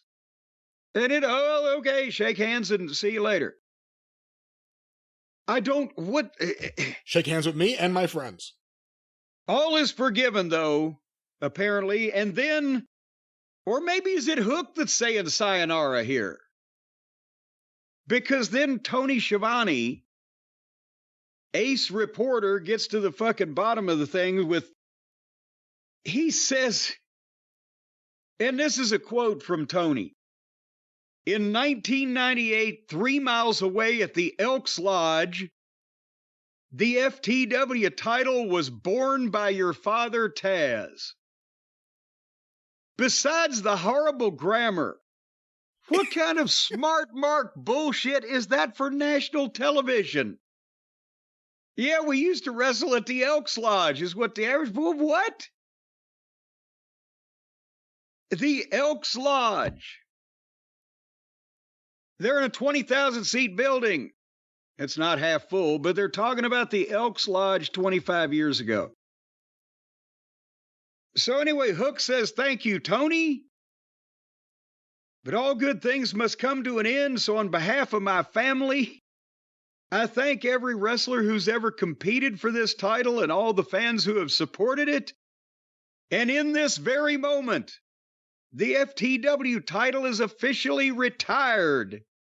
And he hands it back to Taz, and he hugs Taz, and Hook walks off.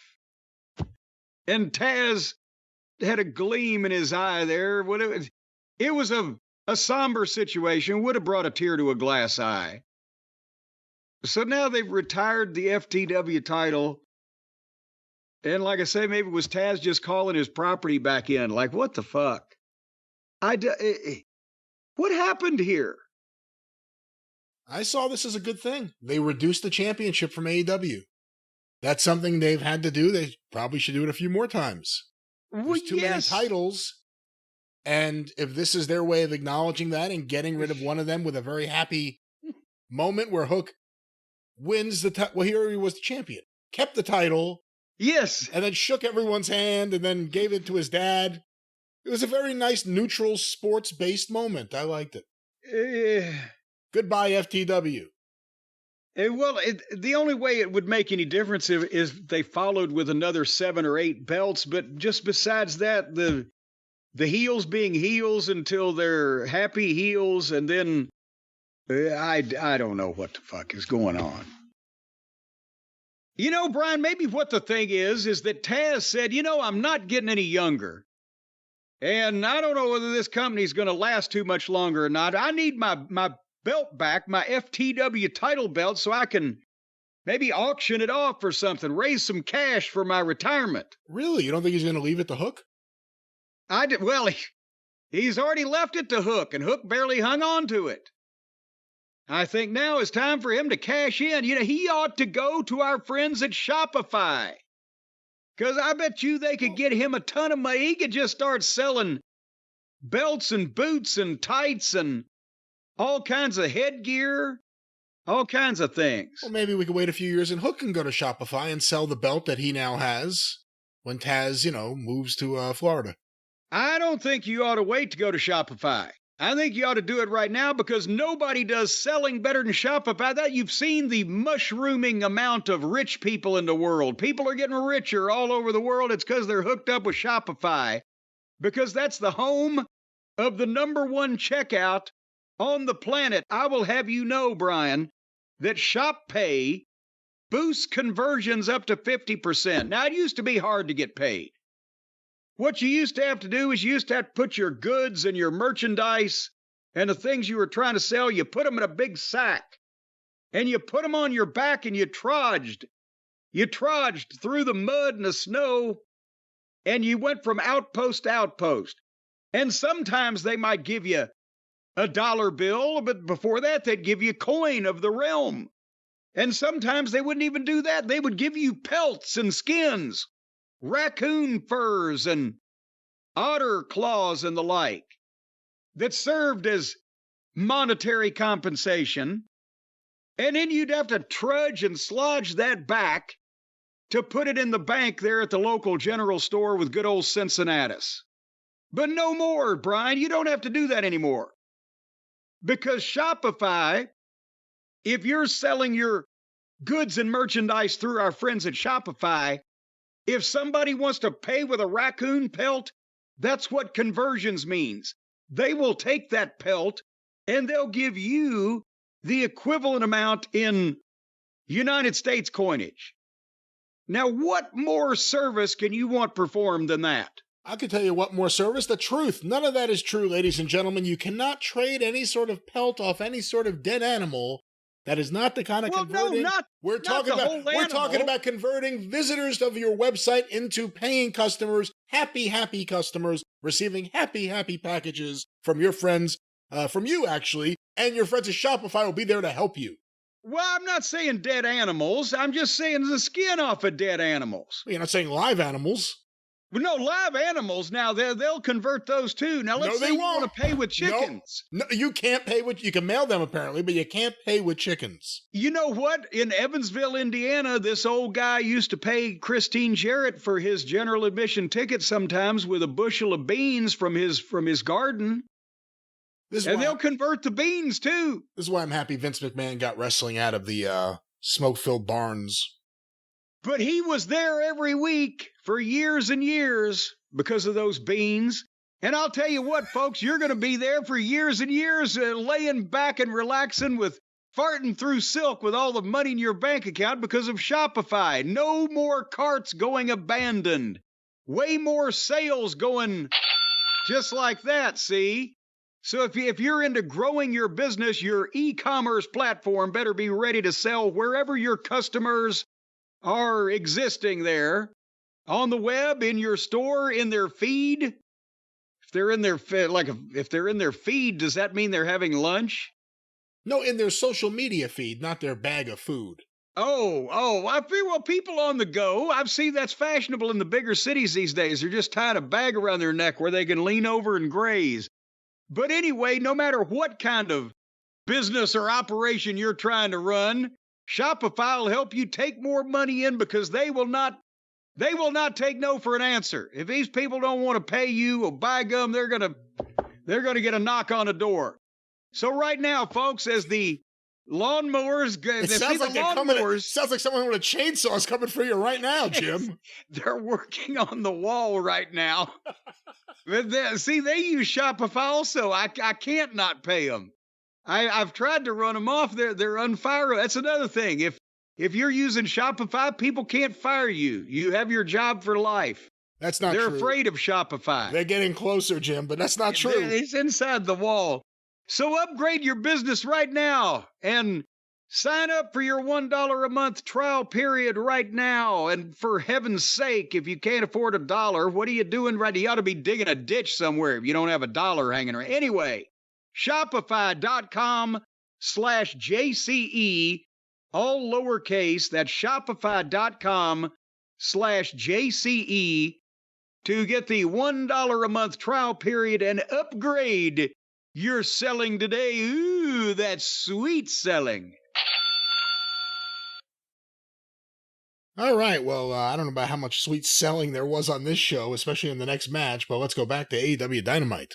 Well, that's the problem. The next match, people were calling this a great tag team match between the Hardley Boys, Maddie and Nikki, and Osprey and Felcher for the tag team title. And it was a great, big, long match. Multiple picture-in-pictures. Multiple. And you couldn't follow the shit when it was the only thing on the screen, much less with a douche commercial on the left-hand side. Did I write down how long this thing lasted? It was 13, said easily 20 minutes. But here's the problem. It wasn't a great tag team match. It wasn't even a good tag team match. It was a wonderful athletic exhibition. It was, was it more video game-ish or more kung fu movie-ish for the things that the kids play when they're bored these days? It was a lot of that. But this wasn't a wrestling match, and it's AEW. Brian, what tag team match of the last 5 years that we have watched did I say was the greatest tag team match I've seen in 20 years or maybe ever? What company presented that match? I think it was AEW. I think it was FTR versus Juice Robinson and Jay White. Yes, it was. And they went an hour, 58 minutes actually. And it was one of the greatest tag team matches, if not, as I said, the best I've ever seen. So it's not like I won't give AEW any credit. It's just that whatever this was, it wasn't a tag team wrestling match. There were no tags within 30 seconds. They just all jumped in and started doing four-way spots. And that desiccated corpse of a referee just stands there slack-jawed because why does he referee all the Buckaroos' matches? Because he's their guy. And he doesn't do anything. And he doesn't care that he looks like a feckless asshole.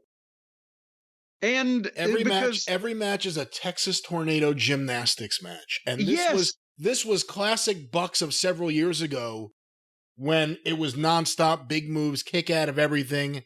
The fans going to the indie shows went crazy. It got exposed on the national stage. People stopped caring. But it was a Texas Tornado match. And, the guys having to stand in position forever to, catch the dive or the flip or the whatever. They have the baby face straining to make a tag when both the heels are just in the ring beating his partner up and the referee's standing there doing nothing about it. And they stay in for all the spots, and then they'll tag in and out until they come in for more spots. If you pay attention to Rick Knox during this match, it becomes so interesting watching him do nothing. At times, he just stands in the corner kind of split-legged with his hands at his side, and he does nothing. He's just watching what's happening. And at one point, he got a round of boos because he was so zoned out by just every repetitive thing he was seeing in front of him. Looked like they were on visual speed search. that then Osprey gets a cover and the referee standing and not do anything. Oh, shit. And he runs and count 1, 2, and the people booed the shit out of him. Like, what the fuck? You haven't done anything in 15 minutes and you're standing there staring at this. And then one of the baby faces has to lay on the floor and sit there and watch the two heels kick the shit out of his partner until it's time for him to come in and make a save. And then they go through the series of moves where you can't tell who is beating who up. One guy will pick a guy up for a fucking power bomb, and the guy will spin in the air and grab him by the hair and face buster him. And that guy will jump up and turn around, and the other guy will stick his foot down his fucking throat with a flying savate kick. And then everybody will suddenly just decide to sell all at once when nobody sold anything. And then at one point they gave Felcher a spike tombstone pile driver off the top rope onto the apron. And then he's on the floor. He was dead for 9 seconds, then rolls back in. And by the time they come back from the commercial break, he's giving stereo styles clashes to one of the buckaroos with his partner, Willie Boy. And then they did more four-way video. Is this what the video games look like these days? I don't think you play any video games. I don't see any video games that are like this. Even their video game wasn't like this, and their video game bombed.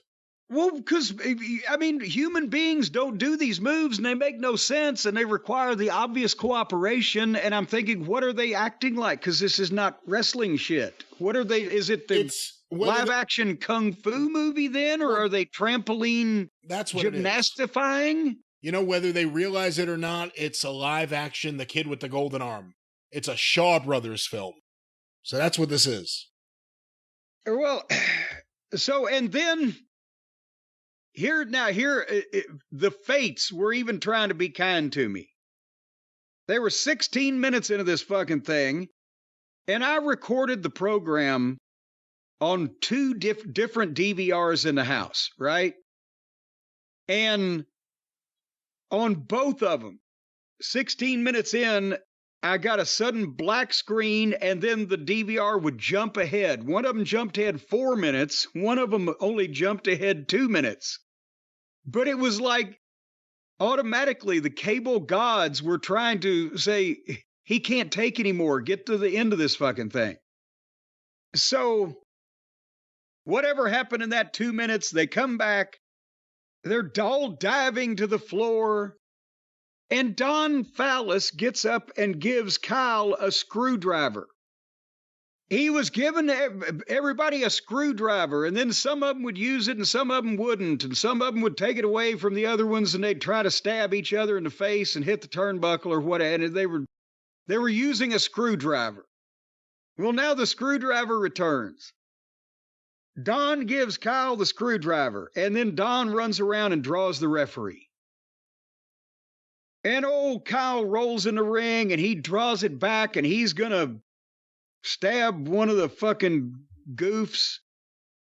And then suddenly Osprey is there and grabs his arm and jerks the screwdriver away. And he said, no, you can't, bruv. You can't stab him, bruv, with the screwdriver. You think my impressions are going to get over like yours do? I like the cut of your jib, not your screwdriver, bruv. Yeah, yours is better, I guess. Anyway,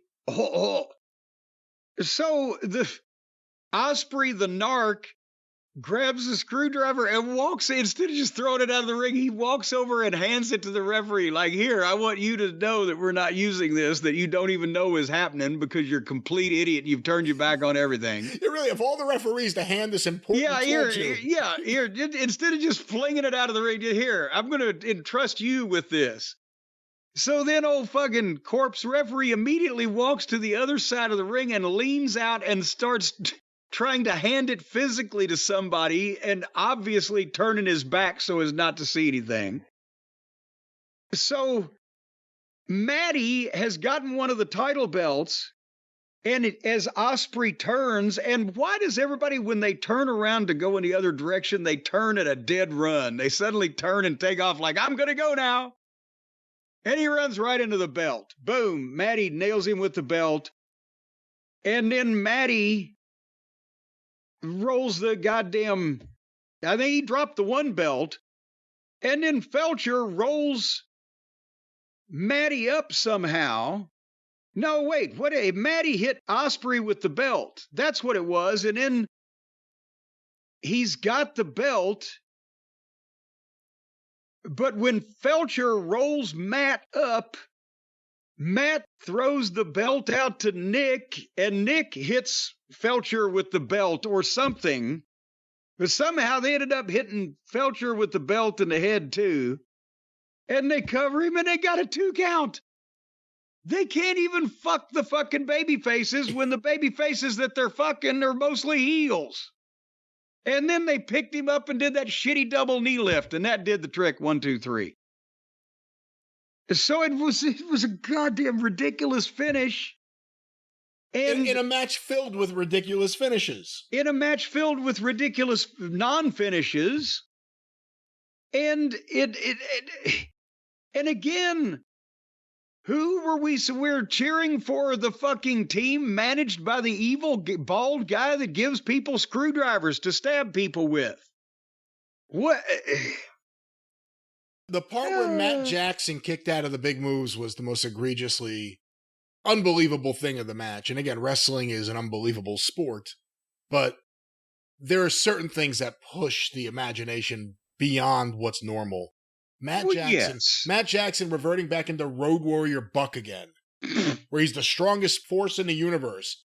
Ridiculous. They did multiple finishes for minutes on end, kicking out of everything, while the referee did nothing.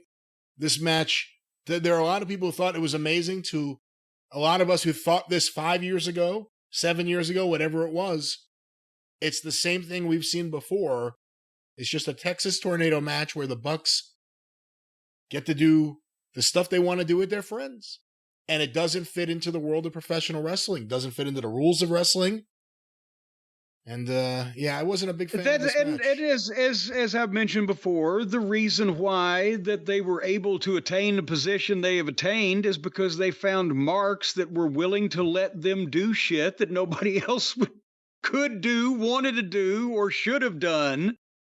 And then you get over until everybody realizes that's the only thing you can fucking do. Yeah, well, that's the problem, too. This is a stadium show in New York, and it was the smallest stadium show crowd that they've done in New York. And this was just a match on the show. Most Dynamites draw, equal to, if not less than at this point, what the Bucks are drawing on the Indies. Right? When we were told they were the big drawing card and going to all these random Indies and drawing big houses against, the Hardys or whoever they were working with, the crowds are smaller now than they were then. And they're in Arthur Ashe Tennis Stadium. What about if they decided to play tennis where they let one group of the doubles people, they can both cross back and forth and hit it on either side they want, and they can catch it and throw it back with their bare hands if they can do that. I bet it might pop the people, but should they just be allowed to do that because they can't really play and follow the rules? And the other sad thing is the team that comes out of this looking impressive is Osprey and Fletcher, who I'd never seen team before. And they had size, and they look good together. They had size there. Because someone recently said to me about Daniel Garcia, they go, you think he's a big guy. He's a lot smaller than you realize. But because everyone on AEW TV is so small, he looks big. Who knows how big they are? I think Fletcher legit is like 6'5" or something, but they look good in there together. Well, that's the thing. If it's too late now, because Osprey's, he's closer to the end than the beginning with the way that he works and the shit that he does. But if these two guys were producible, what a fucking babyface team with all the fancy things they could do if they did 3 of them per match and had strong heels to call a match. You could make money with these two guys as a top babyface tag team. Athletically, visually, cosmetically, they got fancy outfits, they're flashy, they look good, but it's just more of this nonsensical fucking parody wrestling that, that they all have to do when they get in there, and they take the feedback of the smallest group of fans possible to determine what they should do with their goddamn careers. Anyway, would you like to move on? Let's move on from whatever that was. Yes, because poor Prince Nana. So I don't know what the benefit of this is, but they have Tony Schiavone bring Prince Nana out on stage and beat around the bush in some, again, tortured way of getting to the point. How's Swerve? And Nana starts actually getting to do a promo. Can you remember the last time Nana just did a promo for the guy he manages? Never. So he's actually starting to do a promo. And of course, he has to start it with, putting Swerve over, said that there's nothing that can stop him mentally, but physically he's not cleared. And as soon as he gets that out, here comes MVP, making his debut and stealing the show. And the way that they had him do it was by coming out and cutting a promo on Nana putting Swerve over like, the greatest thing in the world, and saying all of his troubles are Nana's fault. And it was a hell of a promo, and much of it was true in terms of that Nana in the booking, in the creative, has never gotten to say anything or do anything meaningful. He never interfered when Swerve was a heel for the most part. When he's been a babyface and he's been attacked, Nana wasn't even worked in to fight back. So now MVP comes out and tells him off, and then Nana has to stand there with a blank look on his face when MVP says, "Here's my card, give it to Swerve." And he walks off, and Nana again, he does. You don't let a guy go out there and just get buried and say nothing at all, do you? Especially when he manages one of your top fucking guys. Help me. And if MVP's a heel, which he is, that's the best way to use him. He came out there and told the truth. He just came out there and yes, you agree with him. As he's saying, it's like, yeah, you know what? If Swerve really did have a good manager like MVP, maybe things would be different. Nana danced, even though Swerve wasn't even out there. He danced and he had like a bag of coffee. And then he started his promo. But also then if MVP is the heel, which it sounded like he was, but I thought Swerve just switched back heel. But then Nana would be a heel, but they like Swerve and they like Nana. No, Swerve became a babyface again when they burned his house down. Oh, I forgot about that. Was the last thing. Yeah, he was a heel for 3 weeks before that. Okay, then the heel just came out and told the babyface off, and the babyface said absolutely nothing and did nothing about it. What? Well, obviously, this is the setup you would think Swerve turning down MVP, and then MVP has a problem with Swerve, and that sets up maybe coming in with MVP, But the problem with that is, why would he turn MVP down at this point? If you saw Nana, if you were Swerve, would you say, hey, why didn't you tell that motherfucker off? Why didn't you tell him to fuck this and fuck you and fuck the other or something?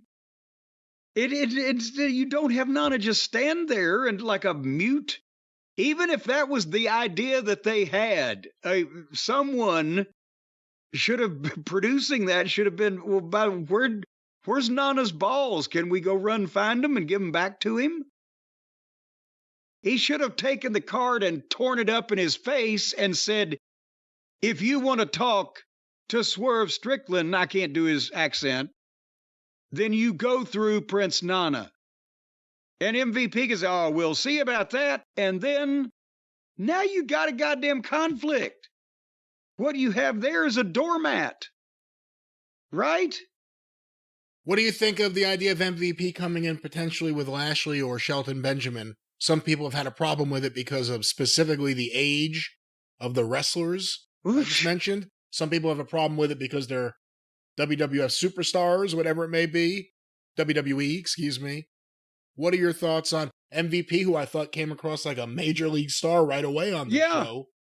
What are your thoughts on him potentially having the Hurt Business? Well, I don't think it matters MVP's age because he's a manager, and I think a lot of people know who the fuck he is, as opposed to the Federal Witness Protection Program participants that are on a lot of this program.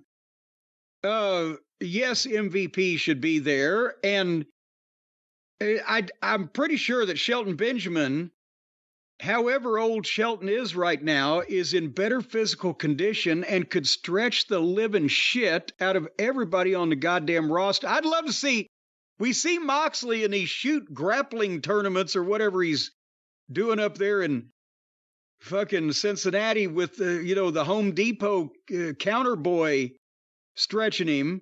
I'd love to see what Shelton Benjamin could do with that entire goddamn roster. I don't think he'd start a sweat until he got past number 25. With Lashley, my only concern is he Andre the Giant on that roster? Who could believably even, be asked to fucking put his boots on for him? But my God, he's a, oh, Jesus Christ. He's a major star again from the other company that everybody knows who the fuck he is. And the Hurt Business was a thing that people watched. It couldn't hurt. See what I did there?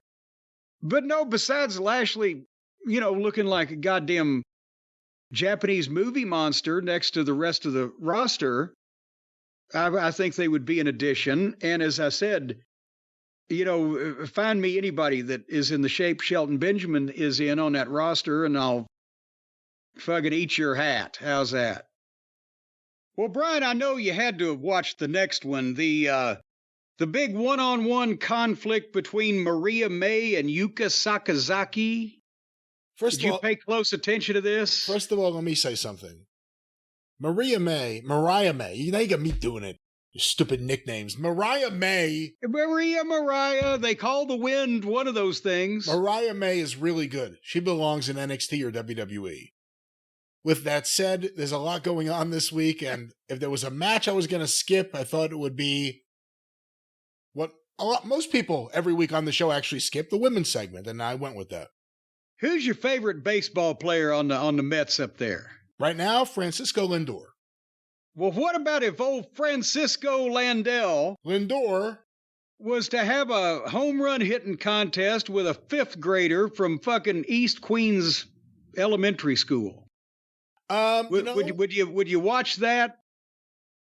In theory, it could be entertaining, but in execution, I think it would just be a really sad and pathetic thing. I probably wouldn't watch it, no. Well, whoever booked this ought to be executed. Yuka was dressed like a Japanese genie in a bottle. And what is she, 12 years old? I mean, she wouldn't qualify for most of the rides at Six Flags, would she? And then they started the match. She's 31. She's 31 years old. 5'2", 31 years old. 5'2", eyes of blue, looks like something from a zoo. Trained by the DDT Dojo. Oh, I'm sure she was. 31 years old, and she must have been a heavy smoker in kindergarten, stunted her growth. Well, the genie, the inside the... Well, yeah, you need a bigger bottle. It's like a jockey. I guess the jockeys and genies have to naturally, because of the demands of the profession, they have to be smaller. Yeah, they got to bring their own smoke. They stood there and slapped each other in the face over and over. And then they were laying some of them in. For some unknown reason, that's a good way to lose an eardrum. For no reason whatsoever. Anyway, finally, Maria foiled the magical girl splash off the ropes and won the match. And then the drama began unfolding. Now, help me, Brian, with this.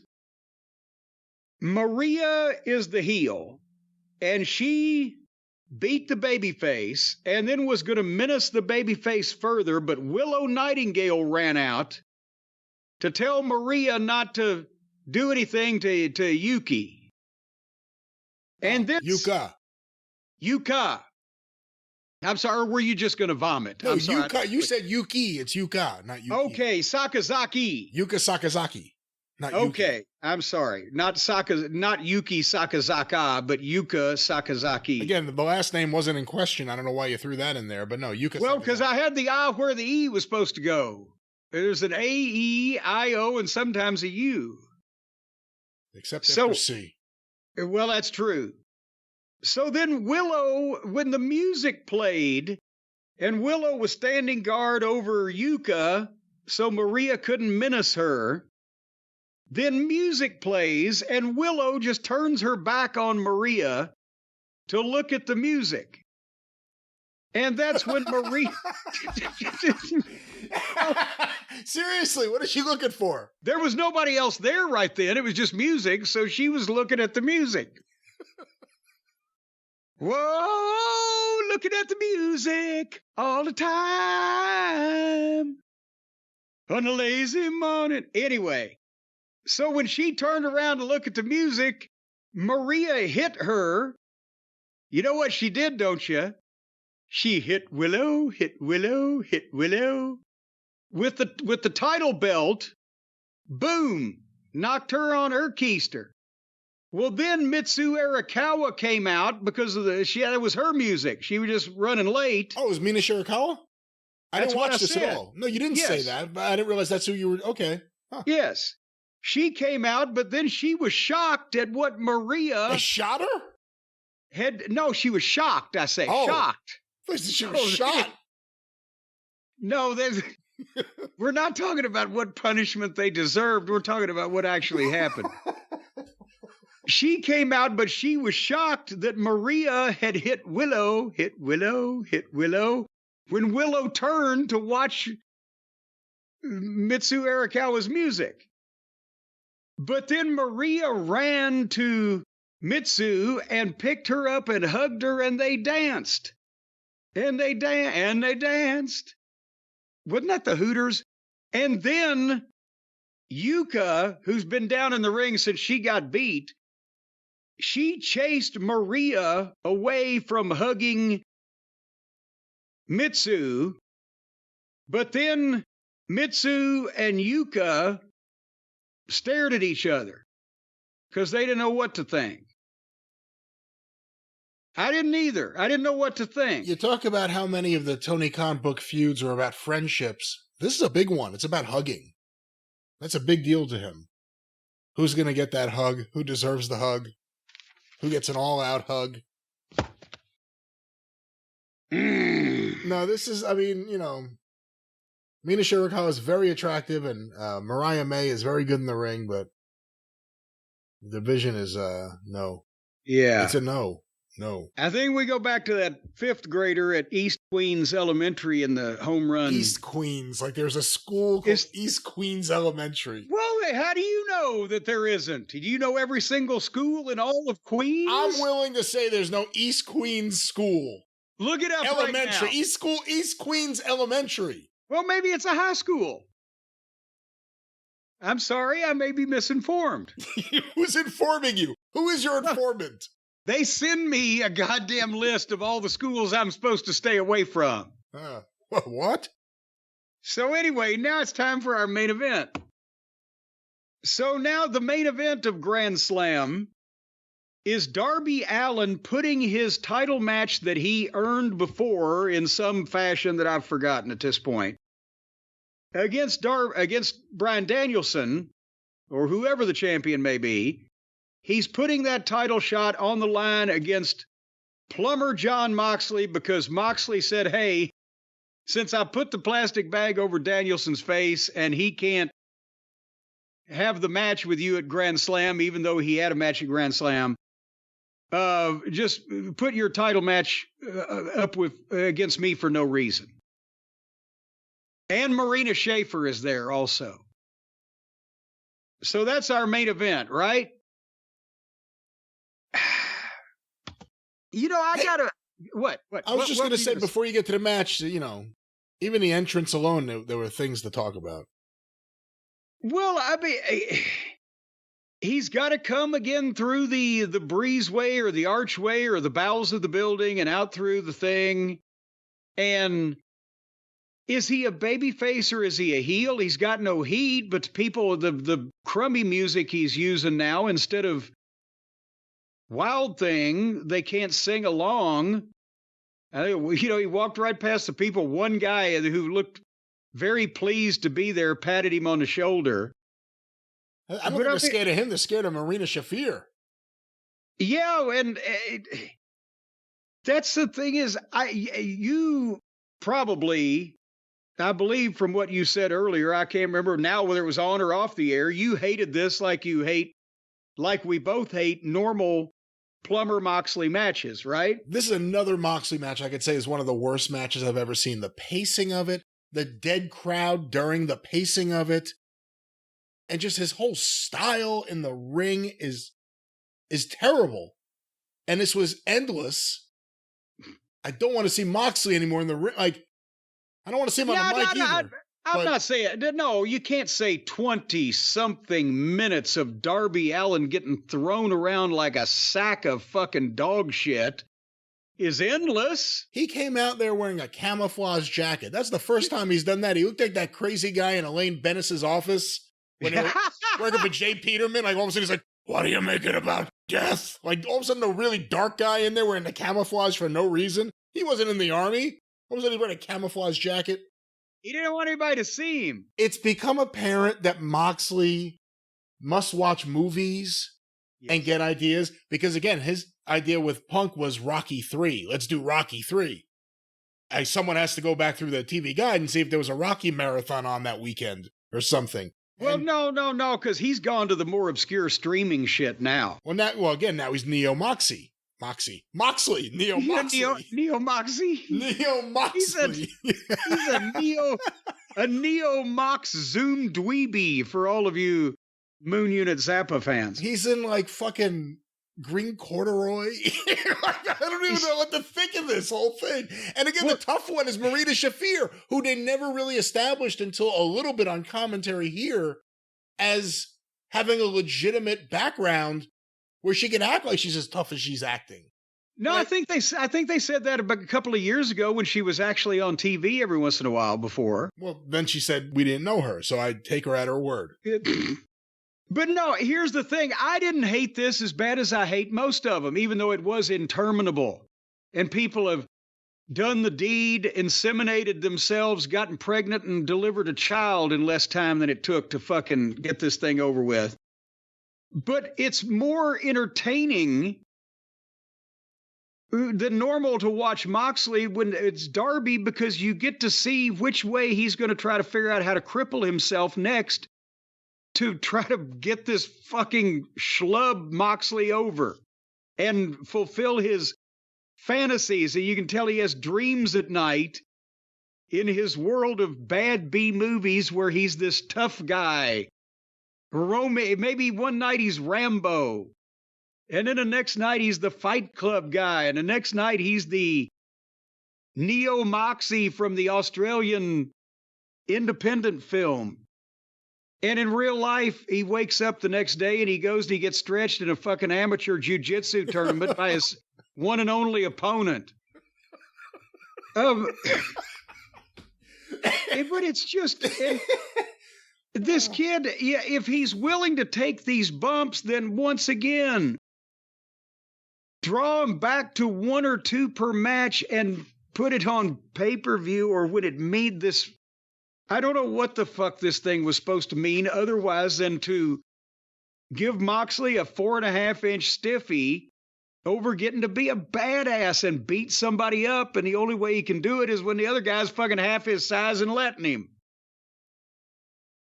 And then, even then, Moxley at one point, not only did Darby dive through the ropes when they had pulled up the mat so he landed flat of his back on the wood covering the tennis court, then Moxley suplexed him back first on the steel stairs, and 30 seconds later, Darby was coming off the top with a coffin drop. So what? And then... help me out on this, because I told you about my other DVR issue earlier in the show when it tried to skip ahead to the end of the Young Bucks match because it was fed up. Of course, they went overtime. My DVR froze at 10 o'clock.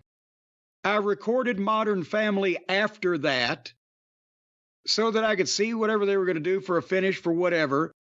And I tried to play Modern Family, and I got a black screen for 10 seconds, and then it jumps to the end. So what the fuck happened here? That was the lights out portion. Boy, it certainly was. It was pitch darker than a banker's heart, I'll tell you that. Moxley choked out Darby. Darby was frothing. I guess he had a bloody mouth, so it was just like orange. It was kind of disgusting. Orange froth? I thought that was a new soft drink. Well, Tony has the money. But that was the end, and then someone in a hoodie ran out holding a blue object, a necktie. They throw back to when he was suspended with Nexus or whatever the fuck that was years ago. Bryan Danielson. That was what, fucking 10, 12 years ago? On Justin Roberts, too. But Bryan Danielson starts choking out Moxley. Of course, Moxley is saved by Marina Shafir. And then eventually Claudio and Pac also hit the ring. But Bryan Danielson has nothing to worry about. He is saved by Private Party, Commander, and Alex Abrahantes. Oh, no. No. And then he gets on the mic and he tells Moxley that he declares war, which I thought sounded a little cheesy the way it was done. But then he also said he was going to kick Moxley's fucking head in. How they bleep fucking as well as head and in. I'm glad he didn't say thank you. So, there you go. At Wrestle Dream. So wait a minute. So hold on here. Let me just get the scorecard down here. So there's Moxley, and there's Claudio, and Pac was out there with him. Uh-huh. And Schaefer. And was there anybody else on their side? No, I don't think so. I don't think so. And the other side was Danielson, two members of Private Party. That's right. And Commander. And Alex Abrahantes hit the ring, too. Oh, well, and we got Alex, right? We got Alex. So, let's see. Commander and Alex are offset by Marina Shafir. Claudio whipped both a Private Party. Ooh, you know, it's like Danielson declared war against the evil forces of Russia, but he's leading the armed forces of Lithuania into battle. Possibly even Liechtenstein. Oh, boy. All righty. Yeah, I mean, at least Private Party got a little bit of a comeuppance from Jon Moxley no-selling them completely in the most amazing way last week when they got to hit the ring here. But, another Team AEW versus Weird Outcast feud in some way. Well, the question is, Brian, did anybody watch this television program this week? AEW Dynamite, September 25th, Grand Slam. 8 to 10:05 p.m. according to... Do you think Denny's can sue? Are there still... I haven't seen a Denny's in years. Are they still out there? Well, God, they're just going underground. You have to know the special knock, and you go down the flight of stairs. It's a dark hallway, and you go... Give me some Denny's. Well, they had good French toast, I'll say that. But AEW Dynamite, 8 to 10:05 p.m.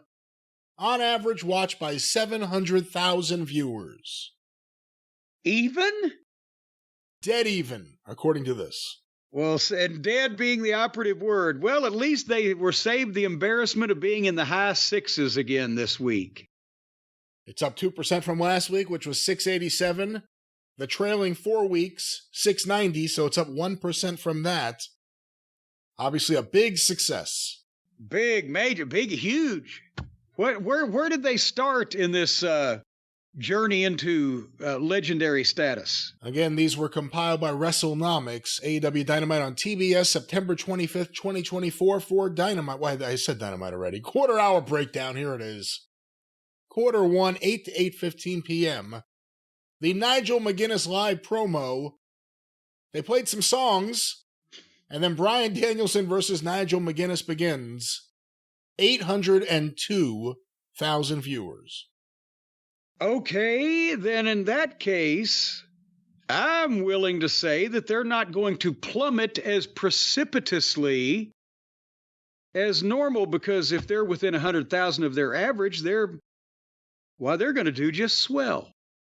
Well, the swell continues into quarter two, 8:15 to 8:30 p.m. Bryan Danielson versus Nigel McGuinness continued. The post-match with Christian Cage, Pac, Claudio Castagnoli, Jon Moxley. Actually, no, they skipped the Penn and Kip Sabian. The Pac Claudio Moxley thing says backstage angle. What was the angle? What did they do? They were standing there when Christian came around and looked at him and ran off the other way, and that's the angle. Oh. And then an ad break. 766,000 viewers. See, I told you that's only 36,000 people they lost. That is much less than they normally lose. So they're on a path to prosperity here. Quarter three, 8:30 to 8:45 p.m. Hook versus Roderick Strong with picture-in-picture ads, and the post-match with the Undisputed Kingdom, and a show of honor for the Fuck the World Championship. Yeah, you know, those Fuck the World people, they're always honorable. 724,000 viewers. See, and now they're only down 78,000 from the start, and normally it's well into six figures by now, so this is a rousing return to form for these fine folks.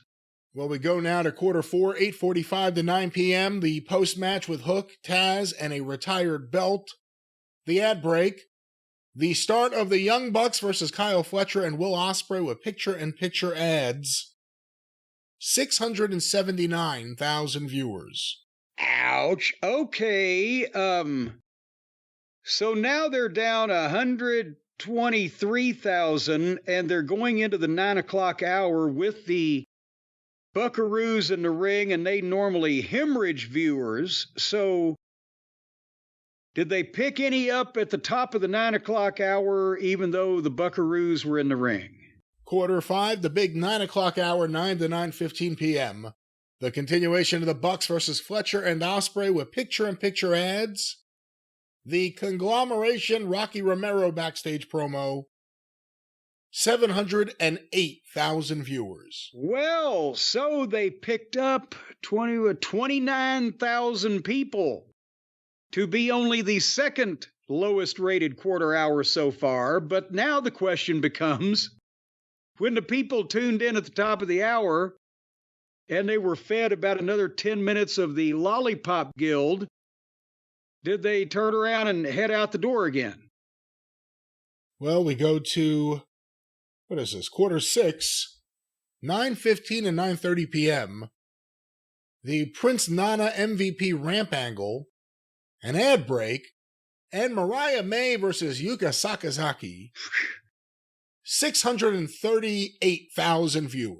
Ouch. Okay, so apparently 70,000 people said, oh, hell no.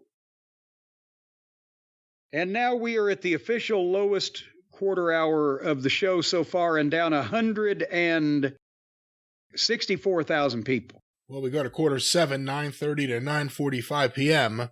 The continuation of May versus Sakazaki and the post-match with Willow Nightingale and Mina Shirakawa, an ad break, and the start of Jon Moxley versus Darby Allin.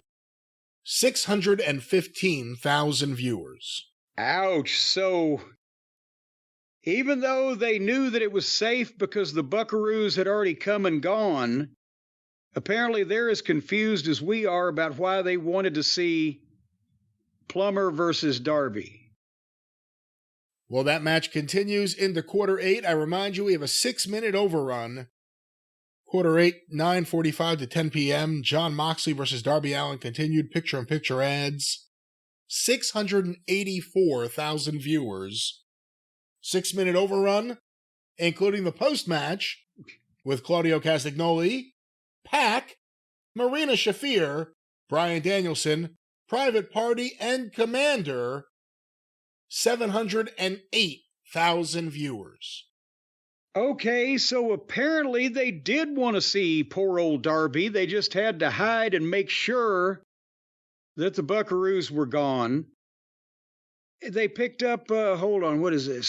69,000 people from quarter 7 to quarter 8. So we discount the overrun because it's usually down. In this case, it's up, but only 24,000 people. That's people tuning in for the next fucking show.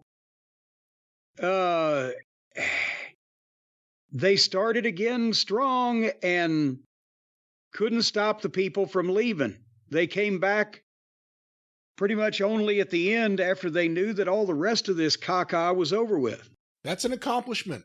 Because you know what? There's been a lot of weeks where the main event stuff was the last segment into the overrun and people left. Bryan Danielson, Swerve Strickland, a bunch of things. They like Darby. I mean, again, it didn't go up to 850 or anything.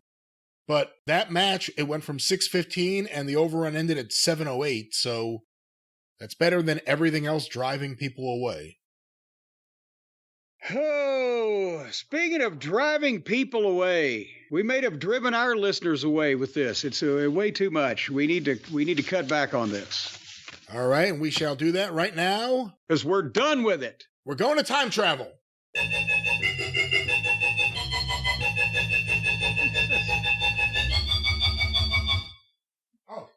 I thought it was going to sustain itself for a little bit there. We are in the future. It couldn't sustain itself. No. Yeah. Thank you for announcing we've landed. Please put your breakable Home Depot wrestling tables in their upright position. That sounded like some kind of state early warning system to get people to go to their basement. Do we have any listeners left, or has the rest of the program taken care of that already? What happens if... All right. Well, we've established where we are. Yeah, we've established a lot there with that. I know we still have more, yet there's more. Yes, more. There's more. So I will shoot now to Jim Cornette. What? Here is the star of the experience, Mr. Jim Cornette. We're doing another segment. See, I'd like to be able to say that this will make sense to the podcast listeners when we put it all together, but there's no possible way it's going to. So, folks, we'll fly with this. We just talked about the AEW ratings for this past week or whenever it was, whenever you hear this thing. And there was something on Twitter, and I'm not understanding it. Toni Storm did an interview. Yeah, let me pull this up because this was being sent to me earlier today as we are recording. Because this is obviously one of these, she's in character with Ben Mankiewicz or whatever. This is not like a legitimate statement. Yeah, she's not with Ben Mankiewicz. She's in Japan for We Are Stardom. Well, but I mean, she's in character. She's delusional over there like she's delusional over here on the screen, on the silver screen. Well, yeah, I think she's fallen in love with the performance, and she's certainly committed to it. And let's go to this audio now. Stop it whenever you want to say something. Oh, boy. To make a long story short, I once had a 3-month love affair with Stan Hansen. But on our last night together, as my back was dripping with what turned out to be chewing tobacco, he turned to me and he gave me some advice. He said, when you're in Japan, you are a foreigner. But when they step into the ring with you... She's making a face and looking at her opponent, whoever that may be. Uh-huh. They are in your country. Oh. Then, he gave me a lariat, but not with his arm. No. Maya Iwatani. Let me stop it there. You know, it's things you wouldn't necessarily hear on. Well, yeah, I guess you could hear it on American wrestling TV. Well, there was no profanity involved. It was all the theater of the mind. You know, how could I not like her if she's making Stan Hansen a fair joke? Again, for the people of Japan, especially the wrestling press and the wrestling conscious public of Japan, and again, like the United States, there was a lot more of them 30 or 40 years ago than there is right now. Everybody knows who Stan Hansen is. He was the most revered foreigner in all, I guess, in history, right? For his longevity. He had more tours than anybody. Yeah. You know, you could talk about Terry and Dory, and you could talk about Abdullah and a few other select individuals, but Stan Hansen's right up there. So if she had to pick somebody to have the menage or whatever the fuck with, it would be the Lariat. Well, I don't think she said there was any menaging going on. She just I don't know what they were massaging or menaging, whatever the terminology is. What is the terminology in Japan for an illicit carnal knowledge of someone? I'm not sure, but knowing how thorough the Japanese wrestling press are, do you think anyone's going to call Stan Hansen for comment? You know, there's got to be at least somebody. Remember, where was the photographer in Mexico that took down Don Callis? Conan. He believed an angle, right? If a guy was there as a photographer and took down the heel manager, there's got to be somebody over there in Japan who's like, oh shit, we better verify this before we. And I don't know if Stan's still married. I don't know if that phone call would be well received at the Hansen household. And Mrs. Hansen says, we can't get your husband any comments on Toni Storm saying she had a 3-month love affair with him in Japan, where you weren't. And then she'll think he'll come home. Were you screwing around with Tony Rose? I thought it was all platonic with Moolah's girls back in the day. Well, let's hear the end of this. There's more. There's more. I thought giving her a lariat without his fucking arm would kind of be the finish of this. But go ahead. And the tobacco juice dripping down her back. That's what she thought it was. This is her talking about her opponent, Mayu Iwatani. You are stepping into my country, but your visa is about to expire. I will leave you the same way I did 5 years ago, questioning your life choices. Godzilla doesn't have my thighs. Mothra doesn't have my flaps. Oh my God. And when I am IWGP Women's Champion, Japan will crumble at my feet. So, my son, chin up, tits out, and watch for the show. All right, well, there's Time Was Toni Storm from Tokyo. Dun, dun, dun, dun, dun, dun. Well, she knows how to get over there. She didn't even just mention Godzilla. She mentioned Mothra, too. At Hansen, Godzilla, and Mothra, she hit the big three, the trilogy of Japanese pop culture. And again, I'm wondering, and see, I don't know, maybe I'm, just clueless, but does the whole Sunset Boulevard, black and white, old movie, Turner Classic movie thing, does that translate in Japan, or do they know what the fuck is going on with this? Well, this is on their Or would Twitter. they be in on it? Well, this is on their Twitter. Again, it's in English. When she is shown at the table at the press conference, it's in black and white. Her opponent, who's on the other side of the man holding the microphone in between them, she's in color. Well, no, I'm not doubting that. What I'm saying is that they're presenting it that way. What I'm saying is, does the average Japanese wrestling fan or viewer in general of this, thing, do they get the American fascination with the classic movies and the Sunset Boulevard and Gloria Swanson and what she's doing here? All About Eve, whatever movie they're stealing from. There's probably an audience that does, but a lot of other people just think she's a wacky white woman. Well, see, there you go, because we've got, these 5-foot-tall Japanese pixies dressed up like Barbara Eden and I Dream of Jeannie, and we're going, what the fuck is going on here? We have no right to complain. We sent them something from 20 years earlier in black and white. Yeah, so I'm thinking, do they think the same thing? Like, what the fuck is this? What is happening here? I don't know. Wait until Vince ends up running and ending up in Japan, and they take pictures of him and like, oh, look, another guy looking like a 1940s movie star. Do the Japanese have any concept of Snidely Whiplash? See, Snidely Whiplash had like a Raleigh Fingers kind of thing going, didn't he? What, help me with Raleigh Fingers. Well, the mustache I know he plays baseball. Out. The mustache curled out. It wasn't just like a little. Yeah, Clark Gable. Well, I'm thinking Ernie Kovacs then. If Ernie you like. Kovacs works, yeah. Ernie Kovacs. Do the Japanese people, they have an affinity for Ernie Kovacs and his brand of 50s wacky, innovative television comedy? I was going to say, at times, WWE was like some kind of weird, perverted Ernie Kovacs version of wrestling.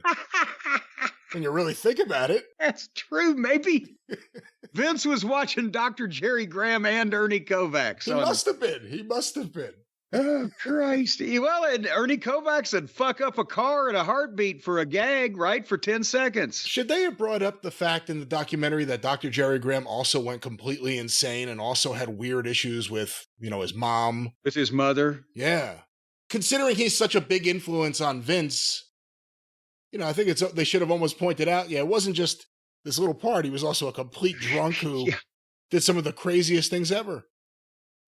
Well, and of course, Vince was not, alcohol was not his issue, but the mother fixation of some description. Graham's was different in that, he always, of course, for the people who don't know what we're talking about, even though he was a proliferous fucking womanizer and money waster and just wore the suits and the Cadillacs and lit the cigars with the $100 bills and the whole 9 yards. Jerry Graham always sent money home to his mother in Phoenix.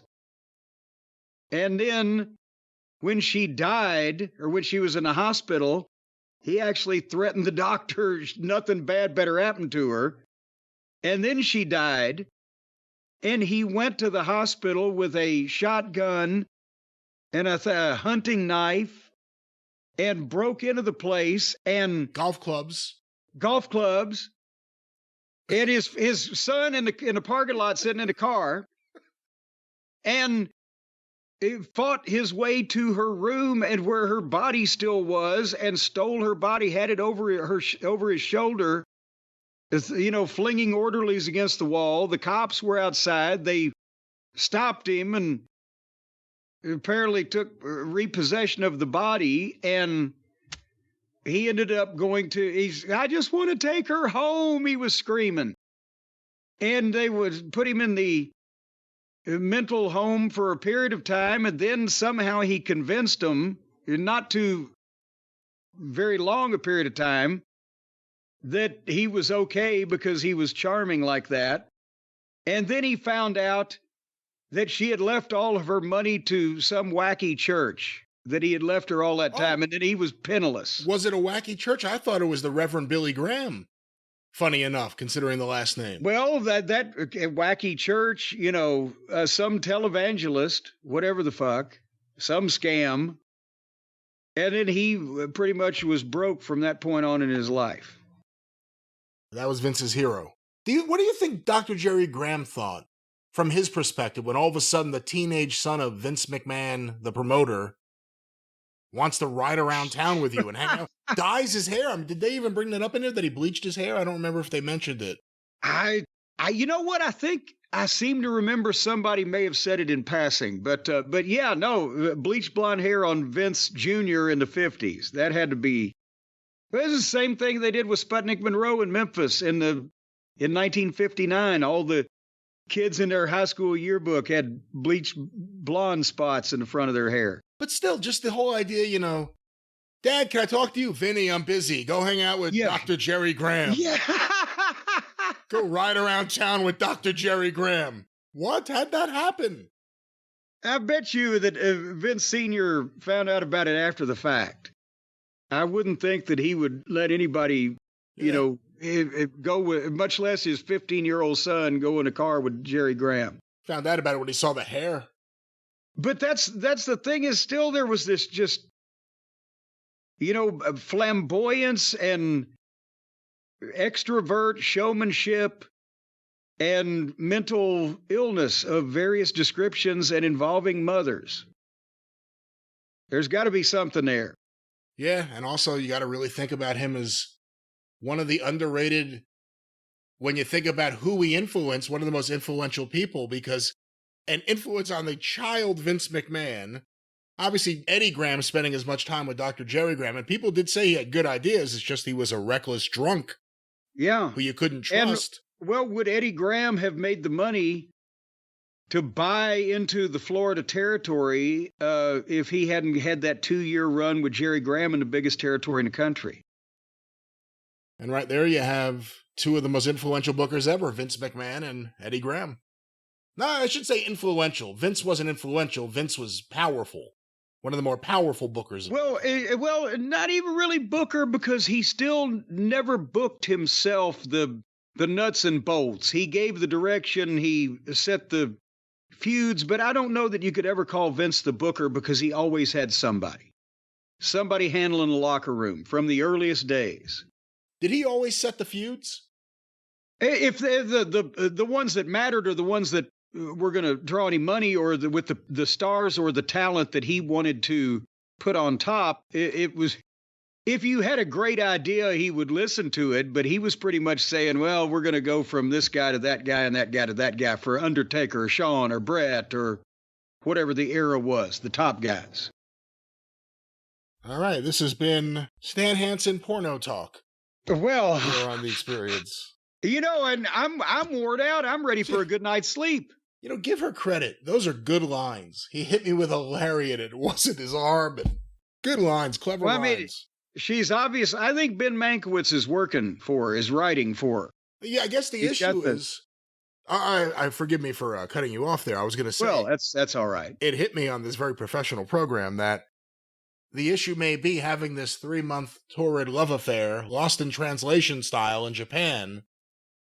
I don't know if they have a fine mattress like a Helix Sleep over there. Well, you know, because that could have been part of the problem as why maybe their relationship didn't work out, because, you know, with the weight of Stan Hansen giving you a lariat going over and over again on a mattress that wasn't built for, well, just plus-size people, well, you might have serious issues there. Complete spinal stenosis, possibly a fracture of the sacroiliac and the coccyx on the phrebaxis. That's what you're talking about, right? You need some support. Well, of course, you need some support, or maybe you want a little less support. Well, you need some support where you won't fall through the floor. Well, no, of course you want that much support, but I'm talking about on the mattress. Some like it firm, some want it soft. Some like it hot. Well, whatever you want, the folks at Helix have got it for you. Our friends over at Helix Sleep, boy, I'll tell you what. They make everything. 20 unique mattresses. The award-winning Luxe Collection, the Ultra Premium Elite Collections. As a matter of fact, you've got to be DNA tested to be personally related to Maddie and Nikki, the Jackson boys, to purchase an elite mattress. They only let people that are blood relatives sleep on these things. They've got the Helix Plus, a mattress designed for big and tall sleepers. So if you've just given up and said, fuck it, I'll weigh 700 pounds and just cut the wall out of the house whenever you have to drag me out of here, they got a mattress for you, pal. And the Helix Kids mattress that is designed for growing bodies. Now, Brian, you've told me that doesn't mean that when the kids sleep on the mattress, it will cause them to grow abnormally large. Is that correct? It's not actually designed for growing bodies. It's designed to be there to support the bodies that grow as bodies naturally grow with time here in the ecosystem on Earth. So that's just then they've got fertilizer in them, but it's a natural kind. No, there's no fertilizer. There are no chemicals. There are no fertilizers, nothing with manure, none of this. Well, if it's for kids, every once in a while, there's probably going to be some manure. Well, no, again, let's talk about for the growing body. Well, yes, these mattresses are designed to help grow the bodies of your children No, in every direction, but they won't get too big, is what you're saying. They don't do anything to change the size of your children. They are there to support your children as they grow, and as their minds grow and they need a lot of rest on a comfortable mattress, they can get it from Helix Sleep. Well, talking about their minds, I can get them a couple free pillows, too, so that'll work out for their heads also. Do their heads grow larger? Oh, my God. It's a children's pillow. Well, nevertheless, folks, no matter what kind of mattress you want, they've got a 100-night trial period. They've got 10 to 15-year warranties on these bad boys, and they come direct delivered to your home in a box that you can just open up and poof, there it becomes. Right there in your bedroom or wherever you want to put your mattress so that you can sleep or grow your children. But I mentioned the pillows and a discount right now. If you go to helixsleep.com, that's HELIX sleep.com/JCE, you're going to get 25% off all mattresses and 2 free pillows. So I assume you have sheets. If you don't, maybe they can help you. Look around at the website. What are you, some kind of fucking bum? You don't have a set of sheets? Oh, will you leave them alone? I don't even know who I'm defending right now, but you can get Who are you defending? You can get the bed. You can get the bed and get your own sheets with Helix Sleep. Well, you can't get the bed. You can get the mattress. You got to have a bed or at least a floor to put it on. What do you, the Helix can't do everything for you. But you're just out here defending the sheetless, people that don't give a sheet. Right now, go to helixsleep.com/JCE, 25% off and 2 free pillows. It is not going to last long. The offer, the mattress will last 10 to 15 years minimum. But the offer will not last long because better sleep starts now with Helix, not 3 weeks from now, so don't dick around. Have they been suitably chastised about not dicking around? Who, the audience? Yes. I don't think anyone's dicking around, and a lot of people just want to lay down or maybe even dick it down, and you need a good mattress, Helix Sleep. One more time, what's that promo code, Jim? JCE, Mr. Dick It Down. All right, this show's been a great episode. I'm glad it's your show. Well, what are you doing on your shows? My show's going to be very professional this week, very tidy and professional. Why don't you tell the people what all kinds of professional programs you're doing on the Wrestling News and the Arcadian Vanguard Network this week then, for heaven's sake? Of course, the most professional is the Wrestling News. Get your wrestling news every day for free. Every morning, get the Wrestling News morning newscast with all of the news, none of the opinion, none of the paywall. Get it directly from thewrestlingnews.com or wherever you find your favorite podcast, Arcadian Vanguards, The Wrestling News. Want to make mention once again of something I mentioned last week, the latest episode of Shut Up and Wrestle with Brian Solomon, the best of Volume 1. I'm on there, where Brian tells me his story about how he killed Crash Holly. Hear that and so much more. SUAWpod.com, or wherever you find your favorite podcast, Shut Up and Wrestle with Brian Solomon, and of course, the 605 Superpodcast, The Mothership! Well, thank you very much. Go through the archive, 605pod.com, available wherever you find your favorite podcast. I promise you we're working on stuff, but there's been a lot of outside of recording things happening lately. But things should be changing soon. The Mothership. Yes. And we've got rid of that whole page there. Well, now we got to talk about the Smackdown, don't we? Because we would be remiss if we didn't talk about the Smackdown. And I don't know if you have this information, Brian, or if it's publicly available. But is the pay cut, and have I asked this question before and you probably answered it, and I don't remember. Is the Paycom Center in Oklahoma City a new building, or did we establish that the Myriad, somebody said they had closed it or repurposed it? The old arena there in town? Paycom Center was originally known as the Ford Center from 2002 to 2010, and then it was the Oklahoma City Arena from 2010 to 2011. Then it was the Chesapeake Energy Arena. Jesus Christ. And then Chesapeake Energy became one of those energy companies that must have run out of money, because then Paycom jumped in and they stole the arena rights. Remember when it's been Freedom Hall in Louisville, Kentucky since 1956. What the fuck? What happened to the Myriad? MYRIAD, if you're Googling. What happened there? That was a nice, beautiful, that was the nicest building in the Mid-South Territory in 1984. Just beautiful. Right downtown. How could they have repurposed that or whatever? Was it the Myriad Convention Center? Yes. Seated 13,000 people. Prairie Surf Studios, which was originally the Myriad Convention Center and later the Cox Convention Center, is a film production complex located in downtown Oklahoma City. Good Lord. It was a former convention center and the home of several minor league teams.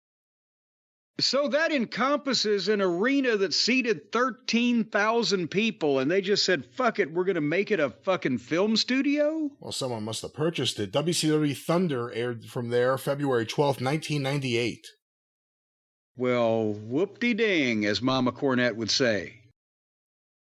The last Stampede emanated from there in 1984, and we had more people. Anyway, at the Paycom Center here in Oklahoma City, Smackdown on September 27th had a nice-looking crowd. Do we have any idea how many people were there? Have I thrown you a monkey wrench? How many things do you need me to look at once? Well, if you earn your keep around here.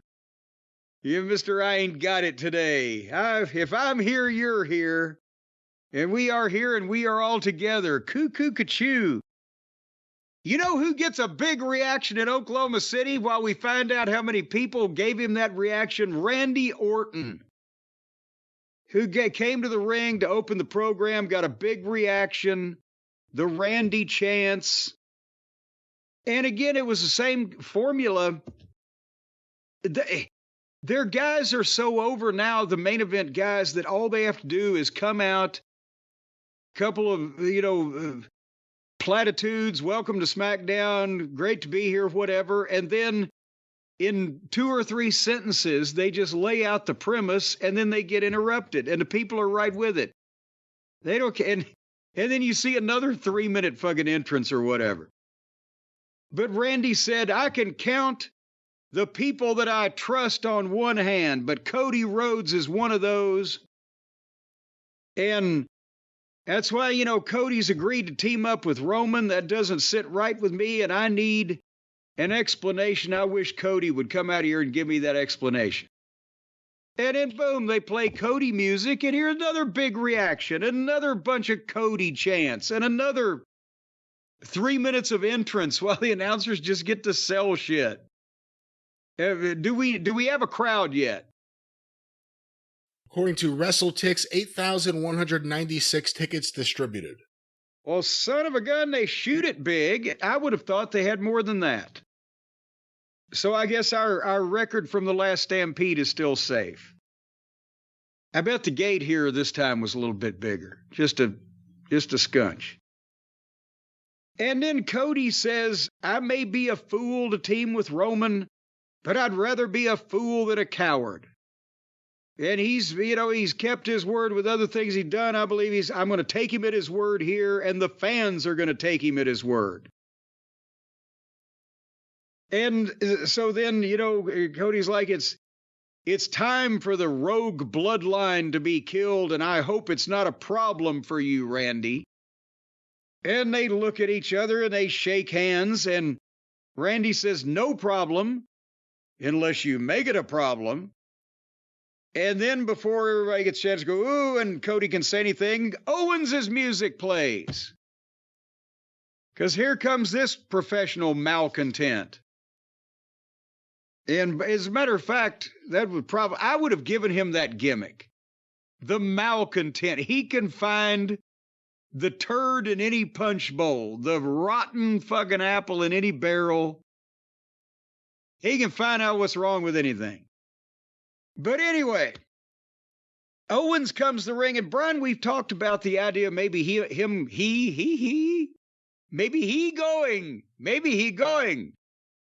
to AEW for millions of dollars to be with his friends because his contract is coming up at some point. And have you noticed he's getting a lesser reaction than the Ortons and the Rhodeses and the Usos and the Romans and the other people? Even a little bit less maybe than Sammy now, because Sammy has that. Oh, he's getting a lot less than Sammy. Well, yeah, that warm, fuzzy likability. So do you think it's time for him to have new scenery and take somebody else's millions of dollars? I think if he wants to spend time with his family and make more money than he's ever made before and not feel, and I don't know, I was about to say not feel as creatively happy, but he'd probably be very happy. He would love that shit. He would love that shit over there. Because I can kind of tell he's already been kind of fucking impatient with some of the shit he's been given lately. But he came to the ring and he didn't get a chance to say anything. He gets in the ring and boom, bloodline music. And all four of them come out to ringside. And now the people are booing and they're chanting OTC. They won't acknowledge Solo. And Solo's deal is that the two in the ring with you, Cody, they're no help. They can't stop us. You can't stop us. So you're teaming with Roman because these two let you down every time. And that's when Owens jumps in and tells Solo off. And he says, okay, Cody's got the match he wants. So tonight, Solo and Fatu against Randy and Owens. And Cody steps in and says, well, there's 3 and whatever the fuck, we can have a 6-man. And that's when Owens says, no, you have yours at Blad Blood. Over at Blad Blood, you've got your match. Tonight is me and Orton. So that now there's the tension there. But Orton and Cody are still being presented as the buddies, and it's the malcontent that is stirring stuff up, and I think this is possibly a masterful red herring. What do you think? Well, for long-term booking, if they're not going to rush anything with Orton, the fact that he's trying to be the peacemaker here, it always goes back to what you say. When he finally turns on Cody, it's going to mean a lot. If they don't tease that forever, and instead they're teasing Owens, and we'll see what happens at Blad Blood. That's going to be, everything's going to be on the blind at Blad Blood. And later on in this program, they have another segment where Cody and Orton and Owens are in the back, and Cody said, Kevin, we need to talk. And Owens said, not now, got the match, got to think about the match coming up, some other time we'll talk, afterwards. And he tells Cody, don't come out there tonight, focus on your match. Your match, I'll stay at home with the children.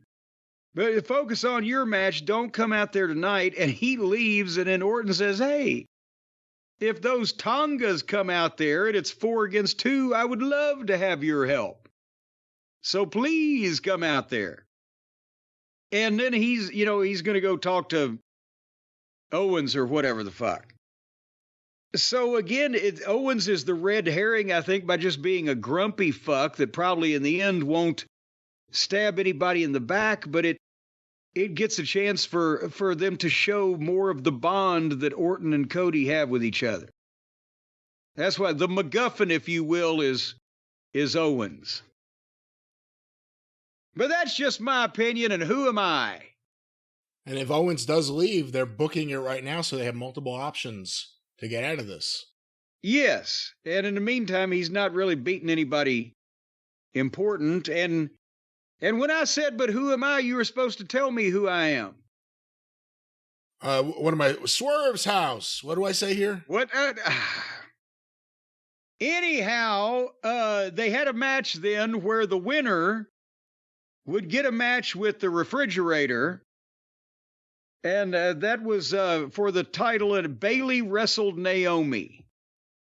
And Bayley won with an elbow drop off the top rope. It was thrilling. You should have seen it. Did you see it? Did you care about it? I wanted to watch it, but I was running low on time. I saw parts of it. It seemed like the fans were really into it. Well, good for them. Well, I'm glad they enjoyed their night out. Hey, it says something that the fans are reacting to the women's division here with stars. At least some of them, because I see some dead matches on Raw, but they also have some women there who maybe shouldn't be there. But you compare that with AEW or anywhere else, you know, Bayley's a star. Nia Jax, whatever you think of her, I think they've successfully got her over as a star. I mean, none of those fans are watching for her work rate. You know what I mean? Yeah, no. So, yeah, it seemed like they had a hot finish. Yeah, well, you know, the Macy's parade floats are over, too, every year. So it can be done. It's coming up. Coming up. So apparently, well, LA Knight and Andrade and Carmelo Hayes are still all kind of ticked off at each other. And LA and Andrade were talking when Hayes runs in from off camera and just body checks LA Knight over an equipment case. And when he fell on the other side, it's like he kept going into a hole. He disappeared. And you never heard a word. You never saw a movement. And the camera lingered as Hayes and Andrade looked at each other and had their interaction. And then the camera lingers on Andrade. And there's not even like from behind the case, help me, I'm hurt, help me. Nothing. Just fucking, he fell over the case and he was gone. It would sound like that, right? Help me, I'm hurt. I can't, oh my God, good Lord, I can't get up. At least Andrade's hanging out in the back and he's not involved in punching out one of the other wrestlers. So then they had the match between Carmelo Hayes and Andrade they're having a best of 5 series, and this was match number 6. Best of 7. Well, it started, no, the graphics said best of 5. They had a best of 5 series that is going to go to 4 out of 7, apparently. But match 6. This was good. Well, sure. If you were these people's immediate family, you loved it. The fans there got into it. It was a fun match. Yeah, well, the fans there like fucking wearing other people's underwear. How's that? I don't know what that means. Well, are they stealing it or they just have it? They steal it or they have it? Well, someone left it. There's an entire exchange marketplace where I can give you the website. I guess it's an insult depending on how you obtain the underwear, but nevertheless. That's going to be my masked wrestler gimmick. Nevertheless. But nevertheless, back to SmackDown. Good match is what they had. It was a good match, and the fans got into it. And LA Knight, of course, got involved. Did you see the finish at least? Yes, I did. LA Knight came out. He went for Hayes, but Andrade stopped him, and Hayes knocked Andrade into LA Knight, and then rolled Andrade up 1, 2, 3, and then LA Knight and Andrade argued with each other, and my takeaway was dealing with these two fucking schlubs does nothing for LA Knight. When he got so over, and everybody else that was so over is interacting with other people that are so over, and he's stuck over here with these fucking cretins. There's something about Andre. I can't fucking do it. Ladies and gentlemen, I have nothing today. There's something about Andrade that I get a kick out of. From the promos to whatever his gimmick or personality. There's something about him. I almost wanted to see him and LA Knight in like a buddy kind of situation. He could be LA Knight's buddy. And LA Knight's the only one who understands him. You have just said that you like a guy and you cannot enunciate or enumerate one single attribute of his that you like, but I like that guy. There's something about him. Something about him. You know, it's like Naomi. She comes out there. She glows. How do you not like that? She makes you want to get up and move. Yes, away from the television. But that was it was a good match. The point is, it was a good match, and they're trying. You know what? They're trying to get Carmelo over. We'll see how it goes. Yeah. The best of 7. They've been trying to cure cancer for 150 years. And, well, I guess longer than that, maybe. I mean, when did the effort start? Who knows? I don't think they knew what it was before fucking the Civil War, did they? He's got the dry rot. Is the Civil War 150 years ago? Well, 160 now, almost. Who's counting? Well, I was counting. That's why I corrected you, but let's go back to SmackDown. Well, what does Andre have to do with the Civil War? Well, nothing. There was a Mexican Civil War, wasn't there? Well, yes, but there was a Spanish-American War, too, so should we still be mad at him? The point is that I don't think that LA Knight is getting anything done for him here, but you're talking about people marching to the beat of their own drummers. Well, I think that... What? What did you say? Who would you... I asked you this a couple weeks ago, I think. Who would you have LA Knight work with right now? Anybody else but these people. Chad Gable would be entertaining with LA Knight because he could be a little weasel and talk if they get rid of his crew and get him away from the Wyatts. He's got some heat. LA Knight could tell him off. I don't know. Where was I going with that? LA Knight's one of the only guys not in a faction. It's becoming like AEW a few years ago. Everyone has a group. Well, LA doesn't, he's not outgoing and makes friends easily. That's the problem. He's stuck in his shell. He's an introvert. Where were you going? I don't know. But have I mentioned that our friends over at Raycon sell everyday wireless earbuds that you just got to have? Every day?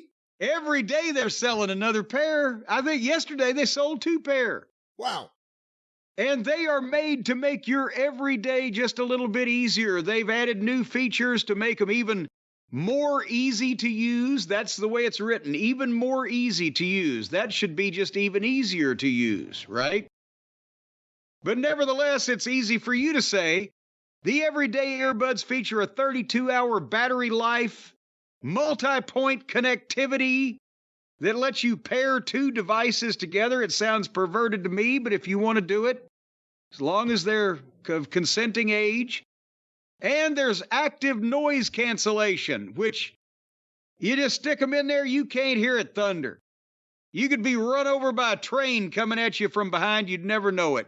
And actually, that makes it easier, because if you know that train is coming, boy, the last 10 seconds of your life is going to be fucking miserable. Where is this happening? You're running away? You're running on the train tracks away from the direction of the train? Well, would you be running toward it? Why are you running on the train tracks? Why are you running on the train tracks? To get away from the train. What are you, an imbecile? What? But what? There's nowhere else to go? Well, if there was, you wouldn't be on the tracks, would you? What are you, on a bridge? Is it a long bridge? It could be. It could be the longest bridge you ever see in your life if you don't get away from that train. That's why you need Raycons. No, the longest bridge, I think, was Seat earlier this show. Well, there's did I mention the quick charge function? Where you can plug these things in for 10 minutes and you'll get 90 minutes of battery, just boom, if you just like that. That's tremendous. You did not mention it already today. So. Well, the ergonomic design to fit comfortably in the widest range of ears, whether they be giant elephant ears or small little shell-like ears, you can shove these things in and they actually expand somewhat to meld with your skin. No, there's no melding with your skin. No. Well, because that way, if they grow in slightly, then that sound baffles even better. When the skin grows to the optimal gel tips, then it causes it to be like a spray foam insulation. And that way you don't get extra outside noise involved. You don't get any of this noise because none of this noise is true. Every spot starts out innocent enough, and then it turns into EC Comics all of a sudden. I don't know what's the matter. Why would you want these things growing on in your head? Because with the battery life, they've got 32 hours, and the earbud tap functions reduce discomfort. It says right here, the earbud tap functions to reduce discomfort when using the earbuds. So let's say your hemorrhoids are acting up. You got these earbuds in your ear, boom, you use the tap functions, and boy, a lot less throbbing and burning. It reduces discomfort, folks, and comes out of your ear. Let's just make sure it doesn't meld to your skin. We want to make sure we clarify that. Well, and also, they offer a 30-day happiness guarantee. So right there, you're going to be happy for a month at least. And then it'll wear off, and then you'll be sorry you were ever born. No, you will be happy with Raycon. Well, if you can be happy with anything, but some people just can't ever be happy. Stop the fuss, folks. Go to buyraycon.com/JCE today, because listen to this. 20 to 50% off. 20 is normal. 25 is generous. 50%, that's crazy. Crazy Eddie is taking over Raycon. 20 to 50% off side-wide, of course, depending on what it is, but you will get up to 50% off everything on Raycon's website, buyraycon.com/JCE, with you using that code, of course. If you don't use the code, they won't take your money. They'll say, fuck you, go home. So use the code. Use the code, enjoy the earbuds, whether you are someone who wants to enjoy the day or if you are depressed and want to hear sad songs. Well, I don't know why you would want to hear sad songs if you were down, but hear whatever you want. The choice is yours with Raycon. One more time, promo code Jim. JCE. Sad songs say so much. And also, if you're going to plan on getting hit by a train in the next week or two, don't plan on that. Well, if it's gonna come up in your schedule, you need a set of earbuds quick. It won't be coming up in your schedule. Stay off the tracks. Avoid the third rail with Raycon. Back to SmackDown, Jim. Well, now that's not train tracks. There's no third rail on a railroad track. You're thinking of a subway track now. No. Who would be stupid enough to be running away from a subway train? The Long Island Railroad has a third rail. Well, all the trains that I've seen in the Wild Wild West, Wild West, really? They just have two rails, one on each side, and the guy throws the coal or the wood in, and the whoop whoop. No, the Long Island Railroad third rail, because every few years some kid electrocutes himself, not realizing that when everyone says you're going to electrocute yourself, it really will happen when you touch it. Well, it seems like that would be a public health menace. If they just had that, do they have this walled off or fenced off or something where people can't just wander and just walk across the railroad tracks like we do down here in the country? No, it's kind of just right there. But speaking of right there, right back to SmackDown. Right back to SmackDown. There's a place over here in Pee Wee Valley where the railroad tracks goes down beside of the road, and when you turn left to go across the railroad tracks, there's a hump. And then you go down the other side and you turn to go out to Crestwood. And son of a bitch, there's a truck that's bottoming out and getting stuck there all the time. One of these 18-wheelers, tractor trailers, tries to go across that. And it can't, and it gets stuck right on that hump in the middle, and then they have to call a tow truck to come and lift it off the fucking thing. You'd think they'd learn. I understand that's where Tony Khan's opening their developmental territory, Pee Wee Valley Wrestling. Pee Wee Valley, yeah, it's a hell of a market. It's untapped. So back to SmackDown. Mia Yim wrestled Piper Niven. Piper Niven, that name sounds like she should have been a movie actress in the 50s. Like Piper Laurie and David Niven. Actually, David Niven looks nothing like Piper Laurie. And Piper Niven doesn't look like anything like either one of them. And this didn't look like a match I wanted to watch, so I didn't. Did I miss anything? I had limited time this week. I did not get to watch the Meechin match. Yeah, and then there was some more fake, scripted, poorly acted interaction with girls in the back. And then we came to our main event of the evening, Brian. Kevin Owens and Randy Orton against Jacob Fatu and Solo. And I know wrestling sometimes has to stretch credibility for the entertainment value, but watching Owens' fat ass go toe-to-toe with two badass Samoans just fucking it stretches that credibility for me like a rubber band, but we will go with it. Again, Orton and Fatu working together, it gives Fatu credibility. Orton did the deal where he picks him up and drops him on the announce desk like he does everybody, and Jacob pops up and is like, ah. And if you did that with everybody, it would be bullshit like it is when they do it with everybody. But when you do it with this one monster, then it registers with people as, oh, shit, that didn't hurt him. But then Orton grabs him and does 3 more in a row. Boom, boom, boom. And that he has to sell. And then one on Solo. Boom. And there's their break spot. It got a huge pop from the people. They were fucking screaming. Nobody had to do a dive through the ropes. But it's still, they're. Can you remember the last time that a guy came from relatively nowhere in the wrestling landscape and got as strong of a push as a monster as Jacob Fatu has? Ooh, geez. Edgar Blue Thomas. Oh, come on now. I mean, it may go back to Yokozuna when Yoko wasn't really anybody on a national basis when he went to the WWF and he was smashed over, but not the same way, because Yokozuna, he was just a guy winning matches until he won the Royal Rumble. And then it was like, oh, wow, they're doing something with Yokozuna, because he had just come in. Jacob Fatu was immediately inserted into the main event program. Yeah. So, but anyway, he's holding up to it. And they came back from the break and they got heat on Owens and the multiple asses to the face spot, blah, blah, blah. I gotta, again, the phony looking open-handed punches that all the Samoans are doing now are giving me gas bad. Because it doesn't need to be that way. And I think Solo's doing that thing now where he's obviously, his hand is not even a fist, it's open, and he's slap punching the guy and then making a fucking sudden motion over the guy's head like, wow, I'm following through. Nobody can tell because I was David Copperfield sleight of hand with this thing, and it looks like he's having a spasm. Did you notice that? I didn't notice it like that, no. Well, you've been mentioning David Copperfield a lot.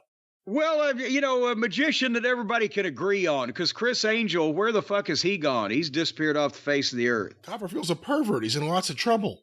Is he really? Yeah, I believe so. Well, fuck, when I saw him, he was just making... Oh, he was just in the newspaper actually a couple weeks ago. He had this amazing apartment, a penthouse at the top of a building in Manhattan. I used to be able to see it from my office at Sony. And someone said, hey, it's David Copperfield's place. Beautiful place. He abandoned it. Flooded it. What, flooded it? Well, the pictures I saw in the New York Post, it was just destroyed. Like he left it in ruins. Your buddy David Copperfield. For what reason? I don't know. An illusion gone wrong. An illusion gone wrong. What's he in trouble for? Has he lost his money, or has he assaulted someone in an impure way, or what is his deal? Hold on. Now you're going to make me look. This is the main event of SmackDown, ladies and gentlemen. I saw David Copperfield back in the 80s. Wonderful performer. Well, a month ago in the New York Times, the headline, David Copperfield vanished. The problem of his penthouse remains. Another month ago, the magic of David Copperfield couldn't make this lawsuit disappear. What's the lawsuit for? David Copperfield sued over trashed $7 million Manhattan penthouse. Yeah, he got sued. Well, there's got to be some reason why that a person trashes a $7 million penthouse and then disappears. There's got to be an underlying cause of this thing, doesn't there? Well, in May, Rolling Stone, the headline, magician David Copperfield accused of grooming, groping, and drugging women. Okay, all right. So when I saw him back in the 80s and he went out in the crowd and did that close-up magic where he made a Kleenex in his hand dance in front of your eyes, I didn't know what was on the Kleenex. Son of a bitch. Okay, that's where you decided to go with it. You really saw him live? Yes.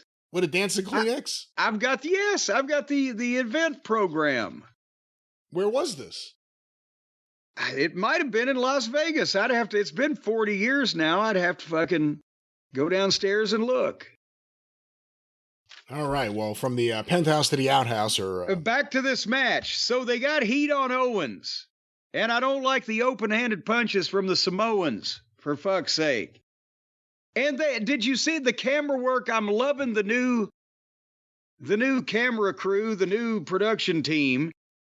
Owens milked straining for the tag big time, and they had a camera shot over Orton's shoulder of him reaching and Owens reaching, and finally he broke loose and made the tag and got a big pop. Imagine that, when you actually milk something. But anyway, Randy makes comeback. Jacob comes in, takes one power slam and disappears. Both heels never feed for the comeback in the WWE, and I think that was a Vince also. And then they go back and forth, boom, boom, boom. Finally, Owens makes another comeback and Swanton solo and gets a 2 count. And here come the Tongas to the ring. And they distract for Solo to rock bottom him and get the 2 count. And then they both played Cody's music for 3 seconds and Cody just ran out there and tackled the Tongas. Why did they need the 3 seconds of music? Just to get everybody's attention? Yeah, for the pop. But if they could see him doing it by the time the music registered. So what it's like the music opens the invisible door where the guy can, all right. But anyway, Cody tackles the Tongas and Orton gives Tama an RKO even though he's not in the match. And Jacob dives on Cody and Owens stunners Solo. And when Owens covers Solo after the stunner, Cody got rolled into the ring and clipped the referee's leg. That was done pretty good. It was perfect. This is some old Eddie Graham shit. I'm telling you, it filtered through Watts and through Dusty or whatever, but it is. And the referee goes down, so Owens gets up pissed that he can't count the cover.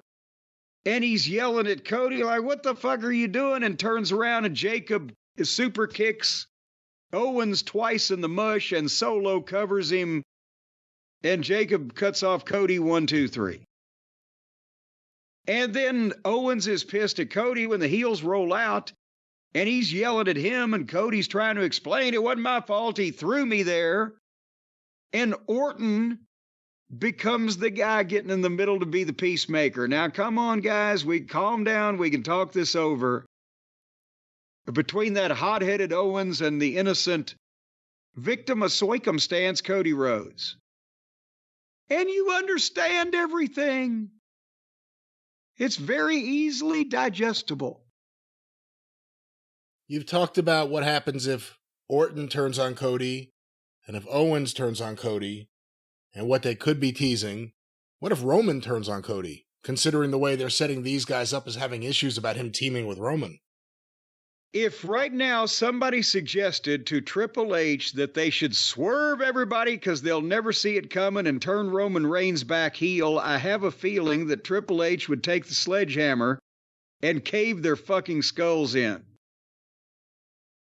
I don't know if he could still swing that around. It's pretty heavy, and I haven't seen him wield the hammer in quite a while. For that suggestion, he'd find the strength.